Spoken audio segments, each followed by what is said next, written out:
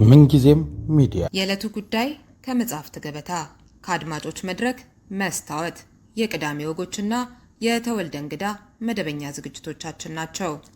703 475 6309 ስልካችን ምንጊዜም ሚዲያ @gmail.com የኢሜል አድራሻችን ነው። ሰብስክራይብ በማድረግ ቤተሰብ ይሁኑ። ምንጊዜም ኢትዮጵያ። ሰላም ጤና ይስጥልኝ። የምንጊዜም ሚዲያ ቤተሰቦች እስራኤል ለሶማሊላንድ እውቅና መስጠቷን ተከትሎ የተራመዱ አቋሞችን በተለይም የአፍሪካ ህብረትን መግለጫ መነሻ በማድረግ የዓለም አቀፍ ህግን ከአፍሪካ ህብረት መተዳደሪያ ቻርተር ጋር በማስተያየት ትንተና የቀረበበት ጽሑፍ የዛሬ መወያያችን ይሆናል። የጽሑፉ አዘጋጅ የዓለም አቀፍ ህግ ባለሙያው ዶክተር መሐሙድ እሸቱ ተኩያ እንግዳዬ ነው። ርዕዮት ዓለሙ ፕሮግራሙን አዘጋጅቼ ያቀርብላችኋለሁ። ተከታተሉን። ዶክተር መሐሙድ ግብዣዬን ተቀብለ ስለተገኘ በጣም እያመሰገንኩኝ። ይህንን ጽሑፍ ለመጻፍ ምክንያት የሆነ ነገር ያነሳሳህ ነገር ምንድን ነው የሚለውን ከሱ ብንጀምር ደስ ይለኛል። እሺ፣ ታንኪዩ በጣም ርዕዮቴ፣ አመሰግናለሁ እድሉን ስለሰጠሽኝ። አይ ቲንክ ትንሽ ቴክኒካልም የሆነ ነገር ስለነበረ ጽሑፉ በዚህ አይነት መልኩ ማቅረባችን በጣም ቴክኒካል የሆነን ነገር መረዳት ትንሽ አስቸጋሪ ለሆነ የህግ ባለሙያ ላልሆኑ ሰዎችም ቀለል ባለመልኩ ተደራሽ ለማድረግ አሪፍ ነው እና እድሉን ስለሰጠሽ በጣም አመሰግናለሁ ብዬ መጀመር ፈልጋለሁ። እንትኑን በተመለከተ ለምን አነሳሳህ የሚለውን በተመለከተ አይ ቲንክ ዲሴምበር 26 2025 ላይ ያው የእስራኤል መንግስት የሶማሊላንድን እንደ ሀገር አውቃታለሁ የሚል መግለጫ የሰጠበት ሂደት ነበረ። ያ ደግሞ አብርሃም አኮርድስ የምንላቸው ስምምነቶች ከዛ ስፕሪት አንጻር አይተው ውሳኔ እንደወሰኑ የተናገሩበት ነባራዊ ሁኔታ ነበረ ማለት ነው። ያንን ሲገልጹ ምንድነው ያሉት?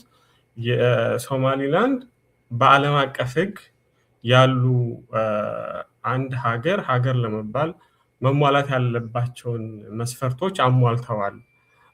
ያንን አሟልተው ኦብጀክቲቭ ከሆኑ ክራይቴሪያዎች አንጻር ታይቶ ሀገርን ለመባል የሚያስችል ቁመና ላይ ያለ ኢንቲቲ ነው እና ሪኮግናይዝ አድርገነዋል ወይም እውቅና ሰጥተነዋል የሚል መግለጫ ነው የሰጡት ማለት ነው።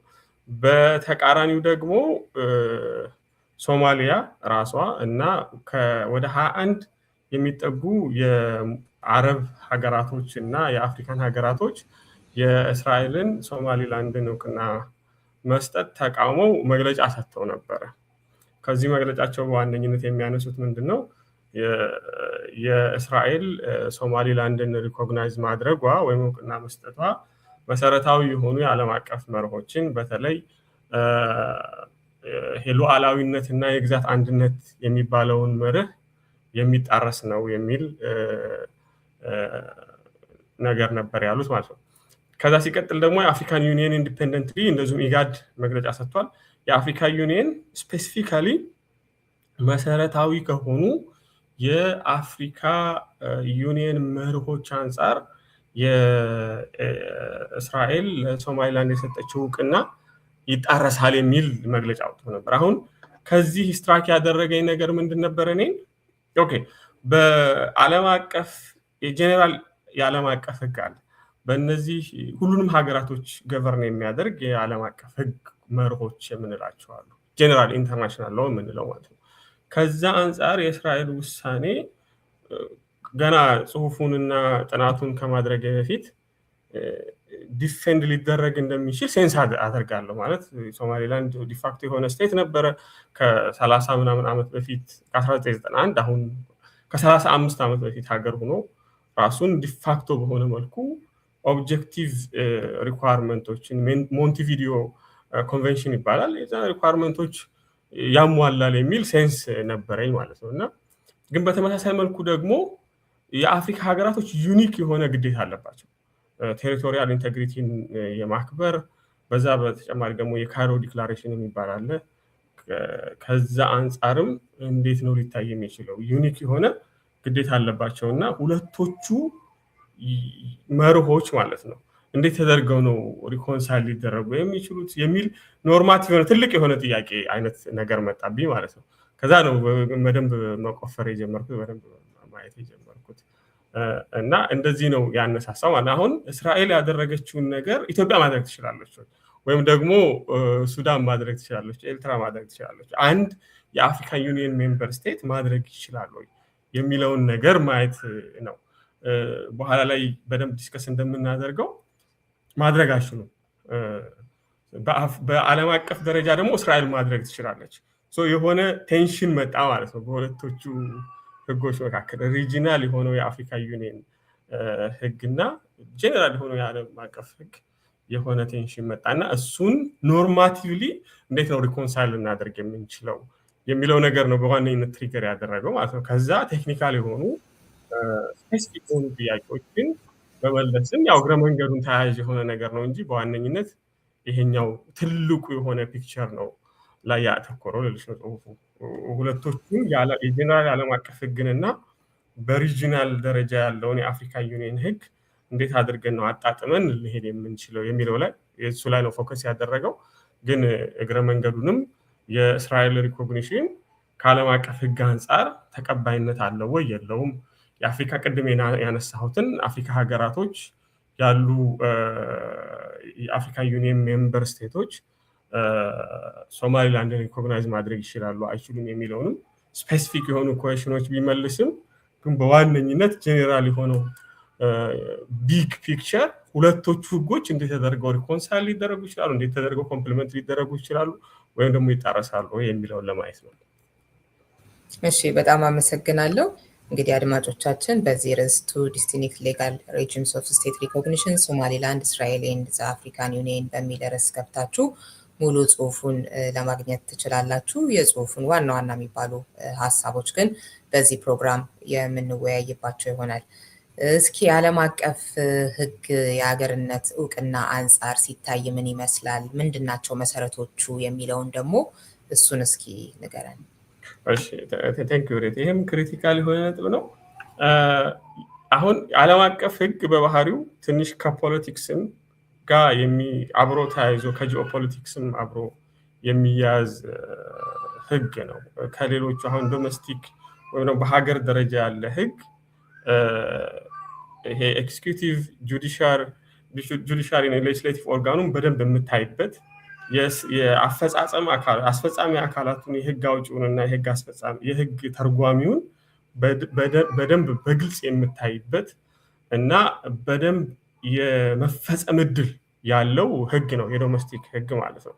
በዓለም አቀፍ ደረጃ ያለው ህግ ደግሞ ኦፍኮርስ ኢንተርናሽናል ኮርት ኦፍ ጀስቲስ የምንለው ልክ እንደ ፍርድ ቤት ያለ ተቋም አለ። ያ በሀገራቶች ፍቃደኝነት ላይ የተመሰረተ ስልጣን ያለው ጁሪስዲክሽን ያለው አካል ነው። ህግም ሀገራቶች ራሳቸው በሚያደርጉት ድርጊት ነው ህግ የሚወጣው። በትሪቲ መልክ ሊወጣ ይችላል፣ በኢንተራክሽናቸው ማለት ነው። የህግ ማውጣትን ፕሮሰስ አለ። ግን ህግን አፈጻጸም ሂደት ላይ ስናይ መሰረታዊ የሆነ ክፍተት አለ። የዓለም አቀፍ ህግን እንዴት አድርገን እናስፈጽም ስንል ያ ማለት የሚያስፈጽም አካል የለም ማለት ሳይሆን የህግ አፈጻጸሙ ሂደት በጣም ዲሴንትራላይዝ የተደረገ ነው። ስቴቶች በራሳቸው እንዲፈጸም የሚያደርጉ በኢንሴንቲቭ ላይ በሳንክሽን ላይ ምናምን የተመሰረተ የአፈጻጸም ሂደት ነው ያለው። አንድ የሆነ ሴንትራላይዝድ የሆነ እንደ ፖሊስ ማለት ነው ወይም ደግሞ እንደ ኤክስኪዩቲቭ ኦርጋን በዶሜስቲክ እንትን ላይ የለም። ስለዛ ይሄ ባለበት የዓለም አቀፍ ችግር እንዳለ ሆኖ የስቴት ሪኮግኒሽን ወይ ደግሞ ሀገራቶች እውቅና አሰጣጥ ሂደት ደግሞ ሌየሩን አንድ ከፍ ያደርገዋል። በጣም ኮምፕሌክስ የሆነ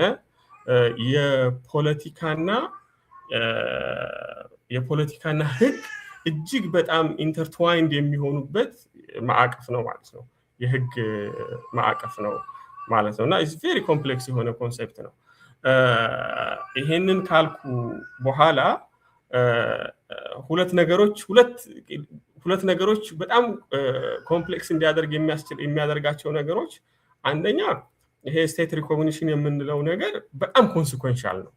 ከሌሎች የዓለም አቀፍ ህግ አንጻር ይሄኛው እጅግ በጣም ኮንሲኩዌንሻል የሚባል ደረጃ ነው። ዋን ኦፍ ማለት እንችላለን። ኦንሊ ሳይሆን ዋን ኦፍ the most consequential የሆነ ነገር ነው። የሌለን አንድ ኢንቲቲ በአንቺ አይን ማለት ነው። አሁን በእስራኤል ኃይል ሶማሊላንድ የሚባል ኢንቲቲ የለም በፊት ማለት ነው። ያንን የሌለ ኢንቲቲ በዛች የሪኮግኒሽን ሂደት ብቻ ወደ ምን እያመጣሽው ነው? በአንቺና በሱ መካከል እንደ አንድ ሀገር እውቅና እየሰጠች ነው። አንድ ሀገር እውቅና ሰጠች ማለት ደግሞ ኮንሲኩዌንሱ ምንድን ነው? ሌጋል ፐርሰናሊቲ የምንለው ኮንሴፕት አለ። የዓለም አቀፍ ሕግ በዋነኝነት ሀገራቶችን ነው ገቨርን የሚያደርገው። ፕሪንሲፓል ሳብጀክትስ ኦፍ ኢንተርናሽናል ነው የምንላቸው ሀገራቶች ናቸው። ኦፍኮርስ በጣም ሬርሊ እና ኤክሰፕሽናል ሰርከምስታንስ ግለሰቦች እና ኢንተርናሽናል ኦርጋናይዜሽኖች ገቨርን ሊደረጉ የሚችሉበት ሜካኒዝም አለ፣ ሳብጀክት ሊሆኑ የሚችሉበት ሜካኒዝም አለ። ግን በዋነኝነት የዓለም አቀፍ ሕግ ገቨርን የሚያደርገው አካል ሀገራቶችን ነው። ሀገር ነው እያልሽው ነው። ያ ማለት ምን ማለት ነው? ከሶማሊያ ከትልቂቷ ሶማሊያ ተገንጥሎ ራሱን የቻለ ህዝብ አለው እያልሽ ነው። ራሱን የቻለ ቴሪቶሪ አለው እያልሽ ነው። ራሱን የቻለ መንግስት አለው እያልሽ ነው። ይሄ ማለት ምንድነው? ሶስተኛ ሀገራቶች በዚህ መንግስት በዚህ ኢንቲቲ ላይ ጣልቃ መግባት አይችሉም እያልሽ ነው። ጣልቃ ከገቡ ደግሞ ይሄ ሀገር ራሱን ዲፌንድ የማድረግ በዩኤን ቻርተር አንቀጽ 51 አማካኝነት ራሱን ዲፌንድ የማድረግ ስልጣን አለው እያልሽ ነው። ከኢሚዩኒቲ ጋር ደግሞ የሚገናኝ ሂደት አለ። የሱ ኦፊሻሎች ለሚያደርጉት ነገር ፐርሰናሊ ተጠያቂ ሊሆኑ የማይችሉበት ተጨባጭ ሁኔታ ይፈጠራል። ፕሮቴክሽን ስቴቷ እንደ ስቴት ልትጠይቅበት የሚችልበት ነባራዊ ሁኔታ አለ። ግን ከዛ ውጭ በግለሰብ ደረጃ ስቴት ፋንክሽን እያካሄዱ ባለበት ሂደት ውስጥ ተጠያቂ አልሆኑም እያልሽ ነው። ብዙ ነገሮች አሉት ማለት ኮንሲኩዌንሱ በጣም ከባድ ነው እንደ ሀገር ሪኮግናይዝ ስታደርጊ ማለት ነው። አንደኛው ኮንትሮቨርሻል የሚያደርገው ነገር ይሄ ነው። ከዛ ሲቀጥል ደግሞ ይሄንን እንደ ሀገር ሪኮግናይዝ መቼ ነው እንደ ሀገር አንድ ኢንቲቲ እንደ ሀገር ሪኮግናይዝ ሊደረግ የሚገባው? ከዛ ሲቀጥል ደግሞ ኢፌክቱስ ምን መሆን መቻል አለበት? አንድ ሀገር የሚባለው መቼ ነው የሚባለው? ሳብጀክቱ በጠቅላላ ቬሪ ኮንትሮቨርሻል ነው። ስኮላሮቹ ዲቤት ያደርጉበታል። የተለያዩ ቲዎሪዎች ዲቨሎፕ ያደርጋሉ ምናምን ማለት ነው። ኮንትሮቨርሻል ያደርገዋል ይሄም ማለት ነው። ከዛ ሲቀጥል ደግሞ በዋነኝነት ይሄ የሪኮግኒሽንን በተመለከተ ያለ ሂደት ለፖለቲክስም የተተወ ነው። ሀገራቶች ካላቸው የውጭ ግንኙነት መርህ አንጻር እና ከራሳቸው የብሔራዊ ጥቅም አንጻር ነገሮችን ኢቫሉዌት እያደረጉ ውሳኔ ሊወስኑበት የሚችሉበት ተጨባጭ ሁኔታም አለ። ፋክቹዋል ቤዝ የሆነ አናሊሲስ የሚፈልግ ነገር ነው ማለት ነው። ይሄንን ካልኩ በኋላ ይሄንን መርኪ የሆነ ባህሪ እንዳለው በጣም ኮምፕሌክስ የሆነ ባህሪ እንዳለው ከገለጽኩ በኋላ ሊትሬቸሩን በጣም በልኪ ነው። ግን ለእኔ ለጽሁፍና ለአድማጮቻችንም ሊሆን በሚችል መልኩ አትሊስት 3 ነገሮችን ማንሳት እንችላለን፣ ጨምቀን ማውጣት እንችላለን ከዚህ ሁሉ ነገሮች ውስጥ መካከል ማለት ነው። አንደኛው ቲዎሪዎቹ ናቸው። አንድ ሀገር እንደ ሀገር ሪኮግናይዝ ሊደረግ የሚችለው መች ነው የሚለውን በተመለከተ እና ኢፌክቱስ ምንድነው የምንለው በተመለከተ አሁን ትራዲሽናል አመለካከቱ ኮንስቲቲዩቲቭ ቲዎሪ ይባላል። ይሄ ትራዲሽናል አመለካከቱ የሚለው ምንድነው? ሪኮግኒሽን ኢምፓክቱ ምንድነው? አንድ ሀገር አንድን ኢንቲቲ እውቅና ሲሰጠው በዛን ሰዓት ነው ያ ኢንቲቲ እንደ ሀገር የተፈጠረው ብለው ይላሉ። የእስራኤል ለሶማሊላንድ እውቅና መስጠቷ ያንን ሶማሊላንድ የምንባለውን ኢንቲቲ ሀገር አድርጎታል ብለው ያስባሉ። በዚህ ምክንያት በዚህ እውቅና መሰጠት ምክንያት ያ ኢንቲቲ እንደ ሀገር ሆኗል። እንደ ሀገር ደግሞ ሌጋል ፐርሰናሊቲ ይኖረዋል። እንደ ሀገር ኮንስቲቲዩት የተደረገው እንደ ሀገር የተፈጠረው በእስራኤል ሪኮግኒሽን ምክንያት ነው፣ ወይም ደግሞ የሪኮግኒሽን ኢምፓክት ይሄ ነው ብለው ይላሉ። ይሄ ሞስት ትራዲሽናል የሚባል አሁን ላይ አውትዴትድ የሆነ አመለካከት ነው። ሞደርን የሆነው ቪው ደግሞ እና ሞደርን የሆነው እና ከዛ ሲቀጥል ደግሞ በጣም ፕሪቫለንት የሆነው ቪው ምንድነው? ዲክላራቶሪ ቲዎሪ የሚባለው ማለት ነው። ሪኮግኒሽን ወይም ደግሞ እውቅና መስጠት ያለው ኢምፓክት ምንድነው? መጀመሪያ በፋክት ኢስታብሊሽድ የሆነ ኢንቲቲ አለ። ያ ኢንቲቲ ማሟላት የሚገባውን ኦብጀክቲቭ የሆኑ ሪኳየርመንቶች አሟልቷል። ሀገር ነው፣ ግን ዲፋክቶ የሆነ ሀገር ነው። ይሄን ዲፋክቶ የሆነውን ሀገር ነው ብሎ ማወጅ ነው። ከዛ የዘለለ ነገር የለም። ሌጋል ፐርሰናሊቲ ኦልሬዲ አለው፣ ሀገር ሆኖ ተፈጥሯል። በፋክት ማለት ነው። በግራውንድ ላይ በሚያደርጋቸው ድርጊቶች እና በፋክት አማካኝነት ያ ኢንቲቲ ሀገር ሆኗል ኦልሬዲ። ግን የሪኮግኒሽኑ ኢምፓክት የሚሆነው ያንን ዲክሌር ማድረግ ነው። ያንን አዋጅ ማወጅ ማሳወቅ ብቻ ነው። ከዛ ውጭ የዘለለ ነገር የለውም ነው። ሶ ኦልሬዲ ኤግዚስት ያደረገን ነገር ዲክሌር ማድረግ ነው። ይሄኛው ግን ወደ ኮንስቲቲዩቲቭ ቲዮሪ የምንለው ደግሞ ኤግዚስት ያላደረገ ነገርን ኤግዚስት አድርጓል። በማን ምክንያት? በአንቺ በተናገርሽው ንግግርና በአንቺ ምክንያት ሆኗል ነው። ሞር ፕሪቫለንት የሆነው ቪው ይሄ ዲክላራቶሪ ቲዮሪ የምንለው ነው። ግን ይሄ አንድ ሀገራቶች ዲክሌር ለማድረግ ማሟላት ያለባቸው ኦብጀክቲቭ የሆኑ ሪኳየርመንቶችን ማሟላት አለበት። በዓለም አቀፍ ደግሞ ኦብጀክቲቭ ሪኳየርመንት ተብለው የሚጠቀሱ አሉ። በሞንቲ ቪዲዮ ኮንቬንሽን አማካኝነት ማለት ነው። ያ ማለት ነው አንደኛ ፐርማነንት የሆነ ፖፑሌሽን ሊኖረው ይገባል። መንግስት ዲፋይንድ የሆነ ቴሪቶሪ ሊኖረው ይገባል። ከዛ ሲቀጥል ደግሞ መንግስት ሊኖረው ይገባል። ከዛ ሲቀጥል ደግሞ ካፓሲቲ ቱ ኢንተር ኢንቱ ፎሬን ሪሌሽን ማለት ነው። ከሌላኛ ሀገራቶች ላይ ግንኙነት ለመፍጠር የሚያስችል አቅም ሊኖረው ይገባል ማለት ነው። እነዚህን አሟልቷል ብሎ መወሰን ነው የዲክላራቶሪ ቲዮሪ የሚሆነው ማለት ነው። ይሄ በመርህ ደረጃ በዓለም አቀፍ ህግ በመርህ ደረጃ ቅድም እንዳልኩሽ አንድን ኢንቲቲ ሀገር ነው ብሎ እውቅና መስጠት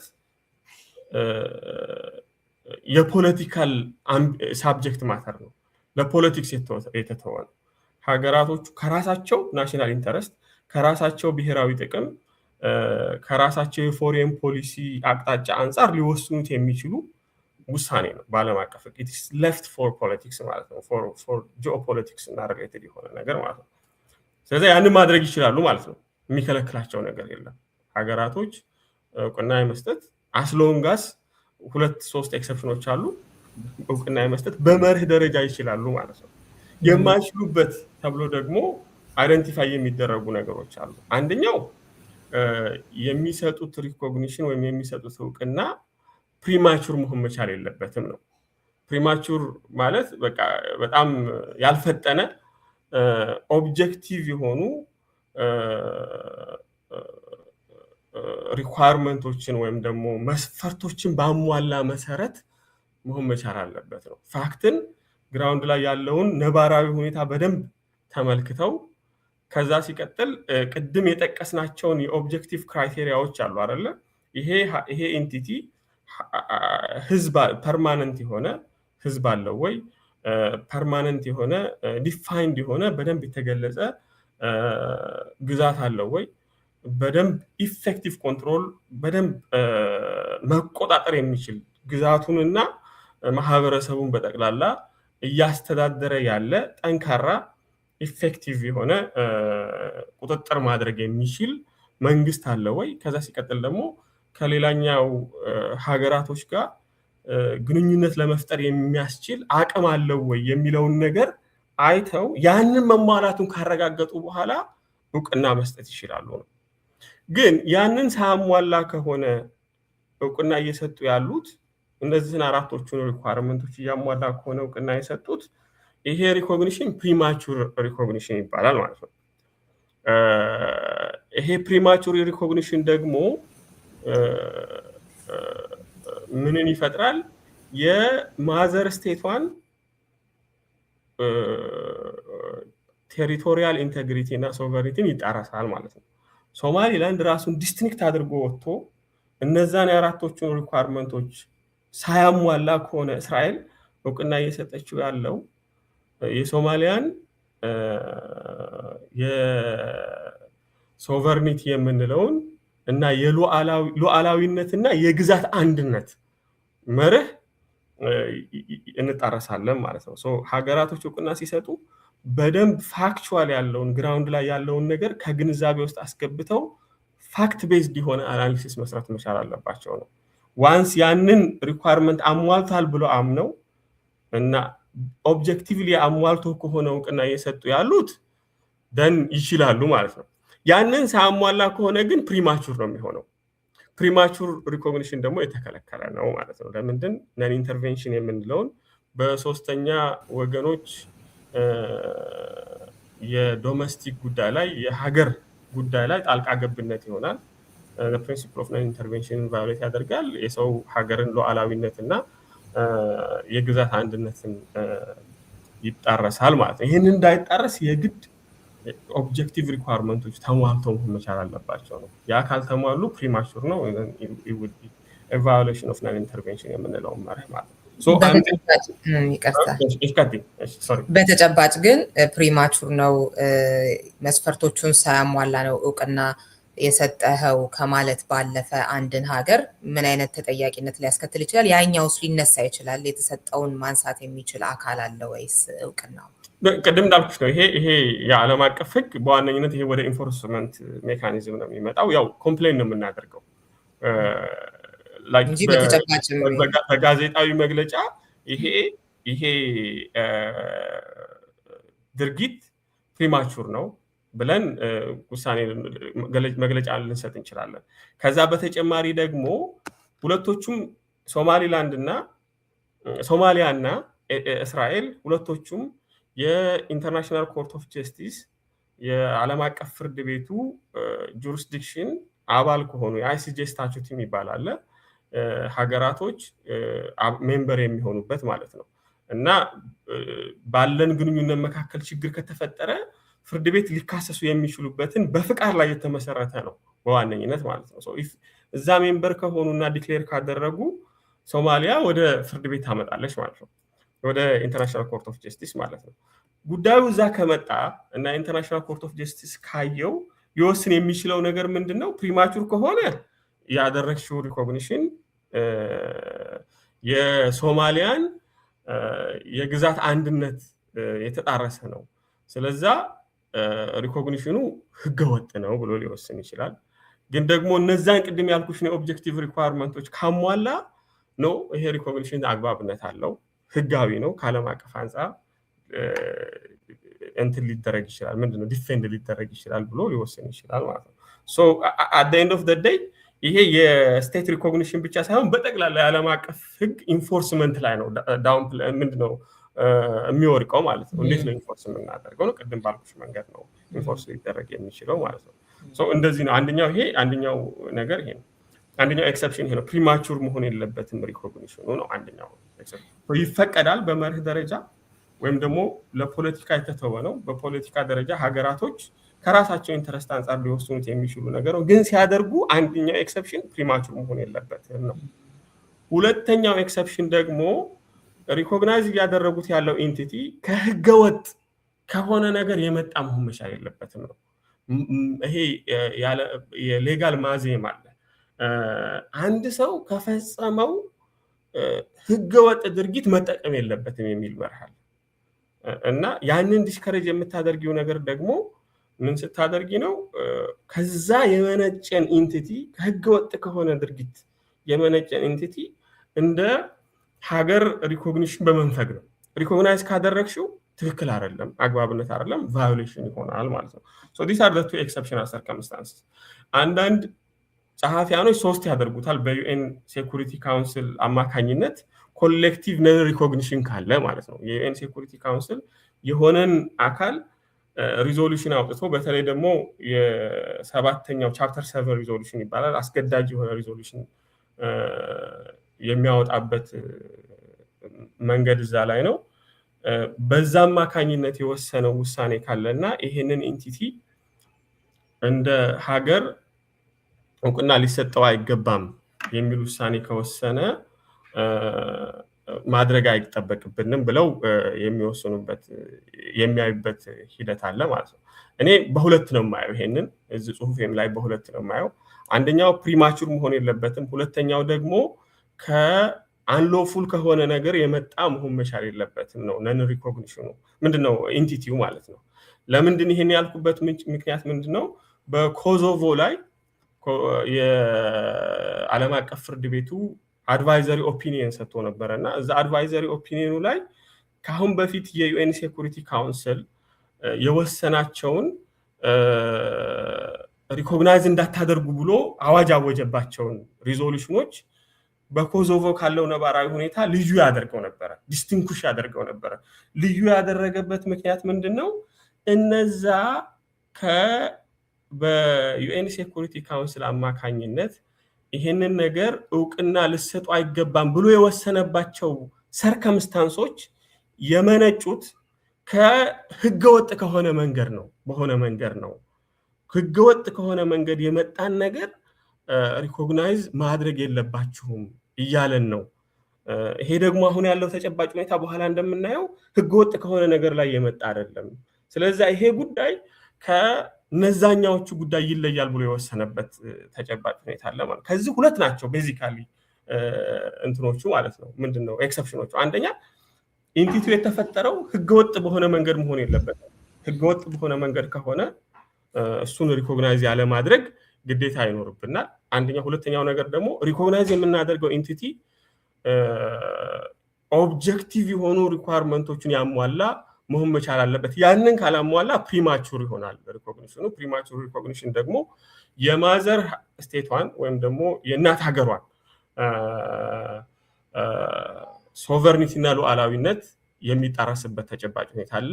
ይሄንን ኢንተርቬንሽን የምንለው መርህ የሚጣረስበት መርህ አለ ነው። ሶ we have two exception, we have one principle ማለት ነው። ፕሪንሲፕሉ ይፈቀዳል፣ ኤክሰፕሽኖቹ እነዚህ ናቸው።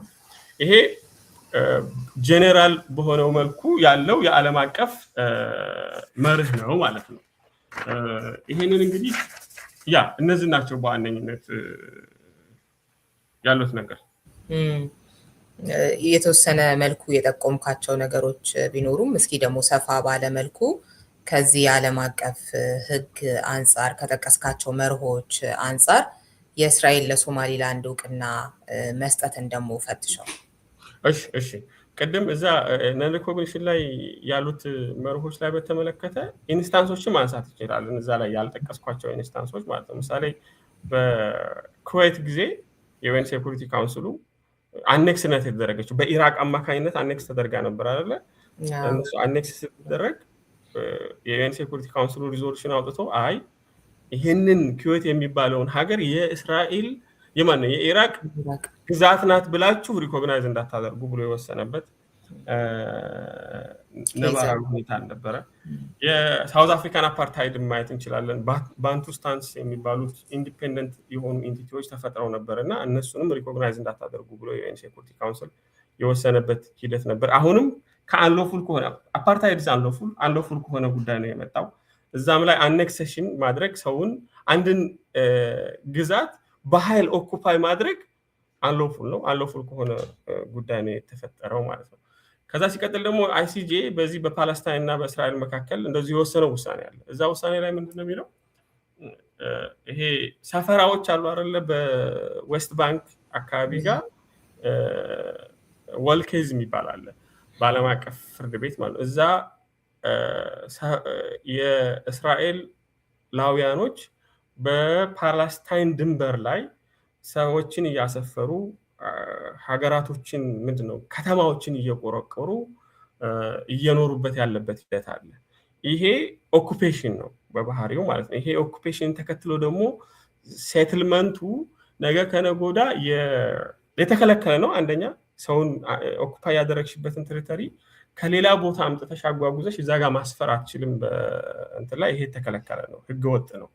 ከዛ ሲቀጥል ደግሞ ያ ነገ ከነጎዳ የሚፈጠረውን የፓለስታይን ስቴት ፌት አኮምፓሊ በሆነ ግራውንድ ላይ ነገሮችን እየፈጠርሽ ማለት ነው። ነገ ከነጎዳ እዚያ አካባቢ ላይ ዌስት ባንክ ላይ ሲግኒፊካንት የሆነ የእስራኤል ማህበረሰብ እየኖረበት ከሆነ ከ10 ዓመት በኋላ ከ20 ዓመት በኋላ የፓለስታይን ስቴት መፍጠር ይከብዳል። ይሄም አንደኛው በጣም አስቸጋሪ የሆነው ነገር ይሄ የሴትልመንት ጉዳይ ነው። ከዚህ አንጻር እነዚህን ሴትልመንቶች የኢንተርናሽናል ኮርት ኦፍ ጀስቲስ በፍጹም ሪኮግናይዝ ሊደረጉ አይገባም የሚል ውሳኔ ይወስናል። አንሎፉል ከሆነ ድርጊት ኢማኔት የሚያደርግ ነገር በጠቅላላ ሪኮግናይዝ ሊደረግ አይገባም ነው። እነዚህን ኢንስታንሶች ጀስት ለመመለስ ያክል ነው። ይሄንን ካየን በኋላ የእስራኤል ጉዳይ በምን አይነት መልኩ ነው የሚታየው ነው። አሁን አሟልቷል አላሟላም ነው። አሁን የእስራኤል ሪኮግኒሽን ህገወጥ ነው ህገወጥ አይደለም ለማለት ህገወጥ ሊሆን የሚችልባቸው ሁለት ሰርከምስታንሶች አሉ። አንደኛው ሪኮግኒሽኑ ፕሪማቹር ከሆነ ነው። ሁለተኛው ነገር ደግሞ ሪኮግኒሽን እስራኤል ሪኮግናይዝ እያደረገች ያለችው ኢንቲቲ ሶማሊላንድ ኢንዲስ ኬዝ ከህገወጥ ከሆነ ነገር የመጣ መሆን መቻል አለበት። ይሄንን ስናይ ሪኮግኒሽኑ ፕሪማቹር ነው ፕሪማቹር አይደለም ብለን ደግሞ ልንወስን የምንችለው ከምን አንጻር ነው ብዬሻለሁ ቅድም? ከአራቶቹ መሰረታዊ መርሆች ማለት ነው። አንደኛው ኦብጀክቲቭ የሆነ ክራይቴሪያዎች አሉ። አንደኛው ፐርማነንት ፖፑሌሽን መኖር መቻል አለበት ነው። ፐርማነንት ፖፑሌሽን ሁለት ወርድ ነው እዚህ ያለው። ፐርማነንት አለ፣ ፖፑሌሽን አለ። ሁለት ኤሌመንቶች አሉት ማለት ነው። ፐርማነንት ፖፑሌሽን ማለት ነው ፐርማነንት የምንለው ነገር ይሄ ሙቭመንትን እና ሞቢሊቲን የሚከለክል አይደለም። በዓለም አቀፍ ህግ ከአንድ አካባቢ ወደ አንድ አካባቢ ሰዎች ማይግሬት ሊያደርጉ ይችላሉ። ያን የሚከለክል አይደለም። ግን ደግሞ እዛ ኢንቲቲ ላይ እዛ ቴሪቶሪ ውስጥ የሚኖር ስቴብል የሆነ የማህበረሰብ ክፍል መኖር መቻል አለበት። የተወሰነ የማህበረሰብ ክፍል ሊኖር ይገባል። ሁሉም የማህበረሰብ ክፍል ከዛ አካባቢ በጠቅላላ ጠቅሎ ከወጣና ከለቀቀ አካባቢው ቫካንት ከሆነ ፐርማነንት ፖፑሌሽን የምንለውን ነገር አያሟላም። ግን የሆነ የማህበረሰብ ክፍል እየኖረ ግማሹ ወይም ደግሞ ከግማሽ በላይም ሊሆን ይችላል ማይግሬት የሚያደርግበት ነባራዊ ሁኔታ ካለ እሱ የፐርማነንት ፖፑሌሽን የሚባለው ሪኳየርመንት ያሟላል ነው። ሌላኛው ጥያቄ ደግሞ ፖፑሌሽኑ ይሄ በኳንቲታቲቭ ዋይዝ ማለት ነው በቁጥር ደረጃ ስንት መሆን መቻል አለበት? ሚኒመም ሪኳየርመንቱ ምን ያክል ነው? አንድ ሀገር ለመባል ስንት የህዝብ ብዛት ሊኖረው ይገባል የሚለው ጥያቄ ይመጣል። ቫቲካንን ታነሳለህ እሱ ጋር እንደዛ ይመጣል ማለት ነው። አሁን ቫቲካንን እንደ ኤግዛምፕል ብናነሳ 503 ማህበረሰብ ነው ያለ፣ 503 ህዝብ ነው ያለ። ግን እንደዛም ሆና እንደ ሀገር ትታወቃለች። ሀገር ናት ቫቲካን ራሷን የቻለች ማለት ነው፣ ቫቲካን ሲቲ ማለት ነው። ይሄንን ከሶማሊያ አንጻር ስናየው ሶማሊያ ወደ 6.2 ሚሊዮን ህዝብ በላይ አላት ማለት ነው። ከዚህ አንጻር ይሄ ፐርማነንት ፖፑሌሽን የምንለውን ሪኳየርመንት ያሟላል ማለት ነው። አንደኛው ነገር እሱ ነው። ገደቡ ግን ስንት ነው አለው? ይሄንን ያህል የለውም ማለት ዝም ብሎ ሴትልድ የሆነ 500 ምናምን የምንለው ነገር የለም። ግን አስሎንጋስ ይሄንን ምንድነው በአካባቢው ላይ በድንበሩ በቋሚነት የሚኖር የማህበረሰብ ክፍል እስካለ ድረስ እሱ ያ ሚኒመም የምንለው ነገር የለም። ግን ፎር ሹር የምናውቀው ነገር ምን አለ 500 ህዝብ በቂ ሆኖ አይተናል በቫቲካን ኤክስፒሪየንስ ማለት ነው። 500 ሰው ሀገር የሆነበት ሂደት አለ። እሱ ሪኮግናይዝ የተደረገበት እንደ ሀገር የተቆጠረችበት ሂደት አለ። 6.2 ሚሊዮን ብዙ ህዝብ ነው። ከዛ አንጻር ይሄን ያሟላል ነው። የኛ ቤተሰብስ እኔና ባለቤቴ ልጄ ምናምን አንድ አይላንድ ላይ ተቀምጠን የሆነች ሀገር ነን ብለን ራሳችን ብናውጅ እሱ እንደ ሀገር መሆን ይችላል የሚል ነገር ይመጣል ማለት ነው። ሌላስ በቃ ከዝኖቼ ምናምን የአካባቢዎቼ ማህበረሰቦች አለ አይደለ? እንደዛ ተሰብስበን ቢሆንስ ሪኮግናይዝ አድርጉን ያልነው አሁን እሱ ይለያል ማለት ነው። እኔና ቤተሰቦቼ እና ከዛ ደግሞ የተወሰነ የማህበረሰብ ክፍል ተጨምሮ የምናደርገው ነገር ሲሆን ይለያል ማለት ነው። ለምንድን ዋንስ ትንሽ በዛ ያለ ማህበረሰብ ሲኖር የገቨርንመንትም ነገር ይመጣል ማለት ነው። እሱም ምናምን እየመጣ ይሄዳል ማለት ነው። ይሄ ያው እንዳልኩሽ የዓለም አቀፍ ህግ አንዳንድ ኢሉሲቭ የሚሆንበት ሂደት አለ። አንደኛው ነገር ይሄ ነው ብቻ በዚህ ኮንቴክስት ይሄንን ማሟላት የሚችልበት ሂደት አለ ነው። ከዛ ሲቀጥል ደግሞ ይሄ ዲፋይንድ የሆነ ቴሪቶሪ መኖር መቻል አለበት ነው። ዲፋይንድ የሆነ ቴሪቶሪ ማለት ምን ማለት ነው? ሀገራቶች መካከል የቦርደር ዲስፒዩት ሊኖር አይገባም ነው ወይስ ምንድን ነው? አሁን በአፍሪካ ደረጃ ኢትዮጵያ የድንበር ውዝግቦች አሉ። ከኤርትራ ጋር ከምን ጋር በየሁሉም ቦታ የቦርደር ዲስፒዩት አለ። እሱ ማለት ነው እሱ ማለት አይደለም። የቦርደር ዲስፒዩትን እያልን ሳይሆን ይሄ ዲፋይንድ የሆነ ቴሪተሪ አለ ስንል መንግስት የምንለው በኋላ ሰብሲኩዌንትሊ ዲስከስ የምናደርገው ኢንቲቲ ኢፌክቲቭ የሆነ ኮንትሮል ሊኖረው ይገባል ነው። የሆነ ዲፋይንድ የሆነ ኤሪያ ላይ ማለት ነው። የቴሪተሪው የሶማሊላንድ 50% 51% ሊሆን ይችላል። ያንን 51%ቱን ኢፌክቲቭ የሆነ ኮንትሮል ካለው 59%ቱ ግን ዲስፒዩትድ ከሆነ ቴሪተሪው ማለት ነው ስቲል ዲፋይንድ ቴሪተሪ አለ ብለን እንላለን ማለት ነው። አስሎንጋስ የሆነን ሜዠረብል የሆነ አማውንት ኦፍ ቴሪተሪ ኢፌክቲቭሊ ኮንትሮል የሚያደርግበት ነባራዊ ሁኔታ እስከተፈጠረ ድረስ ማለት ነው። አሁን የሶማሊላንድን ኬስ ስናይ ከፑንትላንድ ለጋ ግጭት አለ፣ ቦርደር ምናምን ግጭት አለ። አንዳንዶቹ እንዳውም ፕሮ ዩኒየኒስት የሆኑ እኛ ኢንዲፔንደንትሊ ሀገር መሆን የለብንም የሚሉ ክላኖችም አሉ ማለት ነው። እነሱም ጋር የሆነ ግጭት አለ። ይሄ ባለበት ሂደት ውስጥ ሶማሊላንድ ይሄ ዲፋይንድ የሆነ ቴሪቶሪውን ታሟላለች ስንል አሁን በደንብ ኢፌክቲቭሊ የሶማሊላንድ መንግስት ኢፌክቲቭሊ አድሚኒስተር የሚያደርገው ኢፌክቲቭሊ ኮንትሮል የሚያደርገው ሜዠረብል የሆነ ግዛት አለ። ያ ግዛት እስካለ ድረስ በቂ ነው በዚህ ክራይቴሪያ መሰረት ማለት ነው። ስለዚህ ይሄም የሚያሟላ ነው የሚሆነው። መንግስት አላት ወይ ስንል በደንብ አላት መንግስት። 1991 የዛድ ባሬን መንግስት ይሄ የሶማሊ ናሽናል ሙቭመንት የሚባል ሶማሊላንድ ቤዝ ያደረገ ሙቭመንት እሱን ኦቨርስሮ ካደረገ በኋላ የራሳቸው የሆነ ወዲያው ኢሚዲየትሊ የራሳቸው ዩኒላተራል ዲክላሬሽን ኦፍ ኢንዲፔንደንስ ነው ያደረጉት። በተናጠል ነፃ መውጣትን ማወጅ ማለት ነው አደረጉ። ያንን ካደረጉ በኋላ ወዲያው በሪፈረንደም ህገ መንግስት አቋቋሙ። በዛ ህገ መንግስት መሰረት ፕሬዚዳንሻል የሆነ ሲስተም ፈጠሩ። የራሳቸውን አርሚ ገነቡ፣ የራሳቸውን ከረንሲ ገነቡ፣ የራሳቸውን ባንዲራ አደረጉ። ኢፌክቲቭ የሆነ ኢሌክሽን ያካሂዳሉ። እንዳውም በዚህ በጣም ቮላታይል በሆነ አስቸጋሪ በሆነ ሪጅን ውስጥ ስቴብል የሆነች ሀገር ተብለው ነው ሪፈር የሚደረጉት ሶማሊላንዶቹ ማለት ነው። ይሄ ኢንተርምስ ኦፍ ሰላምና ደህንነትን ከማረጋገጥ አንጻር መንግስቱ ከባድ የሆነ ሮል አለው በቀጠናው ላይ በዛች በቴሪቶሪዋ ላይ ማለት ነው። እሱ አለ። እንዳውም የዲሞክራሲ ምሳሌ ተደርገው ነው የሚታዩት በቀጠናው ላይ ማለት ነው። ሶማሊላንዶች ኢፌክቲቭ የሆነ ዲሞክራቲክ የሆነ ምርጫ ያው ችግር ሊኖርበት ይችላል፣ ግን ሪላቲቭሊ እጅግ በጣም የተሻለ የዲሞክራሲ ሂደት ፕሮሰስ ያላቸው ናቸው እና የመንግስት የሚባለውን ሪኳርመንት ያሟላሉ በደንብ ማለት የራሳቸው አርሚ ያላቸው ሁሉ ነገር አላቸው ማለት ነው። ይሄ ሶስቶቹ ተሟሉ።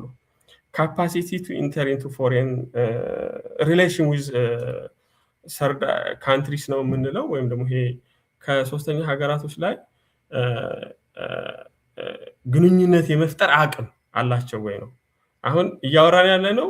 ኢቭን አክቹዋሊ ያደርጋሉ ወይ አይደለም፣ ግን አቅም አላቸው ወይ፣ ያ አቅም አላቸው ወይ ነው እያልን ያለ ነው። ዲፕሎማቲካሊ ጎበዝ ናቸው ማለት አሁን ሶሻል ሚዲያም ላይ ያላቸውን የሎቢንግ ፓወር የምናምን መቼም ማየት ይቻላል ማለት ነው። ቬሪ እንትን ናቸው፣ ስማርት ናቸው፣ በደንብ ፑሽ ያደርጋሉ። ይሄ አቅማቸው ግልጽ ነው። ከዛ በተጨማሪ ደግሞ ከአቅም በላይ ግን አክቹዋሊ ፎሬን ሪሌሽን እያካሄዱ የኢትዮጵያ ጋር የሚያደርጉት ስምምነት አለ ከንግድ ጋር ምናምን በተያያዘ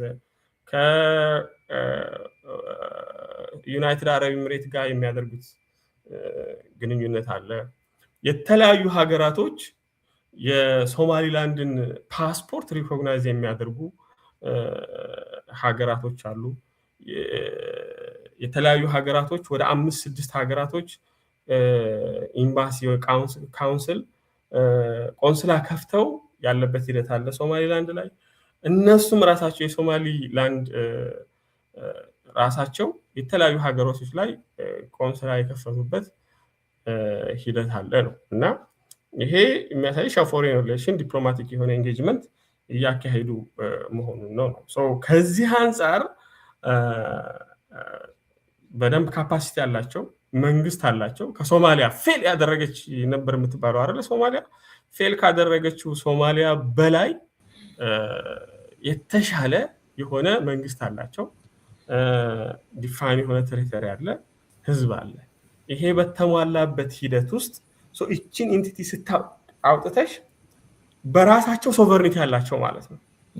እስራኤል እያደረገች ያለችው ሪኮግኒሽን ይሄንን ኢንቲቲ ነው፣ ይሄንን አካል ማለት ነው። የራሳቸው ሶቨሪን የሆኑ ኢንቲቲዎችን ሪኮግናይዝ እያደረገች ነው። ይሄ በሚሆንበት ሰዓት ቢኮዝ ዴይ ኦልሬዲ ኢስታብሊሽ ይሄንን ኦብጀክቲቭ የሆነውን መስፈርት በደንብ አድርገው ስላሟሉ የራሳቸው ሶቨርኒቲ አላቸው ወደሚል መደምደሚያ ላይ ደረስን አይደለ? እንደዛ ከሆነ ደግሞ የሶማሊያ ሞቃዲሾ ያለውን የሶማሊያ ሶቨርኒቲ አትጣረስም ማለት ነው። የሶማሊያን ቴሪቶሪያል ኢንቴግሪቲ አትጣረስም ማለት ነው። ለምንድን ነው? ቴሪቶሪያል ኢንቴግሪቲ ኦልሬዲ በቃ ብሬክ አዌይ አድርጎ ዲፋክቶ ስቴት ሆኖ ኤግዚስት ያደረገበት ተጨባጭ ሁኔታ ስላለ ማለት ነው። ነን ኢንተርቬንሽን የሚለው መርህ የምንጣረስበት ነባራዊ ሁኔታ አይፈጠርም። ኦብጀክቲቭ የሆኑ ሪኳየርመንቶች ተሟልተዋል። ስለዛ ከዚህ አንጻር ፕሪማቹር አይደለም ወደሚል መደምደሚያ እንደርሳለን ማለት ነው ሪኮግኒሽኑ። እሺ አንደኛው ኤክሰፕሽን ላይ ፋይን ፕሪማቹር አይደለም። ሌላኛው ኤክሰፕሽን ደግሞ ቅድም እንዳልኩሽ ሪኮግናይዝ እያደረግን ያለ ነው፣ እውቅና እየሰጠን ያለ ነው አካል ህገወጥ ከሆነ መንገድ ነው ወይ የተፈጠረው ወደሚለው ነው ሁለተኛው ኤክሰፕሽን ላይ የምናየው። ከዚህ አንጻር ደግሞ ምንድነው የሚሉት የፓለስቲኒያን አውቶሪቲ እና የሶማሊያ መቃዲሾ ያለው ሶማሊያ የሚሉት ምንድነው ዓላማው የዚህ ሪኮግኒሽን ከጋዛ የሚኖሩ ፍልስጤማውያኖችን ኤትኒካሊ ክሊንስ አድርጎ ከዛ አካባቢ በጠቅላላ አጽድቶ ወደ ሶማሊላንድ ለማስፈር ነው የሚል አሌጌሽን አለ። አሁን ይሄንን ሶማሊላንድ የምትለው አይ ከዚህ ጋር ምንም አይነት ግንኙነት የለውም የሚል ዲና ያደርጋለች። እስራኤል እስካሁን ኮሜንት ያደረገችው ነገር የለም። ደግሞ አንዳንድ አናሊስቶች በዋነኝነት የዚህ ሪኮግኒሽን ዓላማ ኤትኒክ ክሊንሲንግ ላይ ያለው ሳይሆን በዚህ በሁቲ አማጽያኖች የሚደገፉትን በኢራን የሚደገፉትን የሁቲ አማጽያኖችን የመን ላይ ያሉትን አማጽያኖች በቀይ ባህር ላይ ያለውን የትሬድ ሩት ማለት ነው የንግድ ዝውውር በዋነኝነት የአሜሪካን እና የእስራኤልን መርከቦች ይመቱ ነበር፣ በተወንጫፊ ሚሳኤል ማለት ነው በጣም ይመቱ ነበር። ይሄ ሶማሊላንድ ደግሞ እጅግ በጣም ስትራቴጂክ የሆነ ኤሪያ ነው ለዛ ማለት ያንን ካውንተር ለማድረግ ስለዚህ ይሄን ሚሊተሪ የሆነ ስትራቴጂክ የሆነ ሎኬሽንን ከመፈለግ አንጻርና እዛ ቤዝ ፈጥራ ካውንተር ለማድረግ ነው እንጂ እንትን ለማድረግ አይደለም። ምንድነው ከፍልስጤሞች ሰፈራ ጋር አይገናኝም የሚል ኮሜንት ይሰጣሉ ማለት ነው። አሁን ይሄ ባለበት በእርግጥም ለዚህ ነው ወይ የሚል ኤቪደንስ የለንም አሁን ባለው ሂደት ከሩመር እና ከአሊጌሽን ውጪ ማለት ነው። ይሄ ባለበት ሂደት ውስጥ ስለ ኢሌጋል አንሎፉል የሆነ ጉዳይ የምናወራበት ነባራዊ ሁኔታ የለም ማለት ነው። አንሎፉል የሆነ ኢንቲቲ ሪኮግናይዝ እያደረገች ነው የምንለውበት መንገድ የለም ማለት ነው። አንደኛው ነገር ይሄ ነው። ግን ቢሆንስ ነው ደግሞ ሌላ ሃይፖቴቲካሊ ያለ አይደለ አሲዩሚንግ ይሄ አርጌንዶ የምንለው አለ አይደለ በቃ አሲዩሚንግ ፎር ዘ ሴክ ኦፍ አርጊመንት ለመከራከር ያክል ይሄ ነገር ቢፈጠርስ ነው ዓላማዋ እስራኤል ሶማሊላንድ ሪኮግናይዝ እያደረገች ያለችው ዓላማዋ ፓለስታይኖችን ከጋዛ አንስቶ ሶማሊላንድ ላይ ለማስፈር ቢሆንስ ነው። ይሄም ቢሆን ቅድም እንዳልኩሽ ጥያቄያችን ሊሆን የሚገባው የሶማሊላንድ አመሰራረት ህገወጥ ከሆነ መንገድ ነው ወይ ነው። ኢንቲቲው የተፈጠረው የሶማሊላንድ የተፈጠረችው ህገወጥ ከሆነ መንገድ ነው ወይስ አይደለም ነው። ዳትስ ዘ ሬሌቫንት ኩዌስችን ማለት ነው። ይሄንን እንጂ እዚህ ኢምፓክቱ ዓላማው ምንድነው አይደለም ጥያቄው ዓላማው ምንድነው የሪኮግኒሽኑ ዓላማ ምንድነው ሳይሆን ሪኮግናይዝ የሚደረገው እንዴት ተፈጠረ በህገወጥ መንገድ ነው ወይ ወደሚል ጥያቄ ነው። ይሄን ደግሞ ስናይ ቅድም እንዳልኩሽ ይሄ የሚወስደው ወደ ምንድነው ወደ ኮሶቮ ኤክስፒሪየንስ ነው። ኮሶቮ ላይ ዩኒላተራል ዲክላሬሽን ኦፍ ኢንዲፔንደንስ ነበሩ። ሀገራቶች አማጽያኖች አወጁ፣ እኛ ነፃ የሆን ሀገራቶች ነን ብለው የራሳቸውን የተናጠል ውሳኔ ወሰኑ ማለት ነው። ይሄ የተናጠል ውሳኔ ከዓለም አቀፍ ህግ ጋር ይጣረሳል አይጣረስም የሚል የተባበሩ መንግስታት የጀነራል አሰምብሊው ማለት ነው እሱ ለተባበሩ መንግስታት ፍርድ ቤት ኢንተርናሽናል ኮርት ኦፍ ጀስቲስ ያለህን አመለካከት አድቫይዘሪ ኦፒኒየን ስጠን ብለው ይጠይቁታል ማለት ነው። እና የኢንተርናሽናል ኮርት ኦፍ ጀስቲስ ያለው ምንድነው በዓለም አቀፍ ህግ ሀገራ ምንድነው አማጽያኖች ዩኒላተራል ዲክላሬሽን ኦፍ ኢንዲፔንደንስ በተናጠል እኛ ነፃ ነን ማለታቸውን የሚከለክል ህግ የለም ነው። ገብሳ አንድ አማጺ እኔ ነፃ ነኝ ሀገር ሁኛለሁ ብሎ ሊወድ ዲክሌር ያደርግ ይችላል። ያንን የሚከለክል ህግ የለም ነው። ይሄ ማለት ግን በዓለም አቀፍ ህግ ሰሰሽን ወይም ደግሞ እንደ ሀገር መገንጠል አላረ ተፈቅዷል ማለት አይደለም፣ ወይም ደግሞ ተከልክሏል ማለትም አይደለም። በዓለም አቀፍ ህግ ያው ፓረንት ስቴቱ ቅና ምናምን እንዲህ አይነት ነገሮች አሉ። ስለዚህ አሁን ስፔሲፊካሊ ይሄንን በተመለከተ ለተጠየቀው ጥያቄ የኮሶቮ ኤክስፒሪየንስ የሚያሳይ ምንድነው ዩኒላተራል ዲክላሬሽን ኦፍ ኢንዲፔንደንስ ኢዝ ናት ኤ ቫዮሌሽን ኦፍ ኢንተርናሽናል ሎ። አንድ ኢንቲቲ ዩኒላተራሊ ሀገር ነኝ ብሎ ኢንዲፔንደንት ነኝ ብሎ የወሰነው ውሳኔ በራሱ የዓለም አቀፍ ህግን አይጣረስም የሚል ውሳኔ የወሰነበት ሂደት አለ። ለምን ስንል አሁን ይሄም ለምን ስንል አሁን ይሄ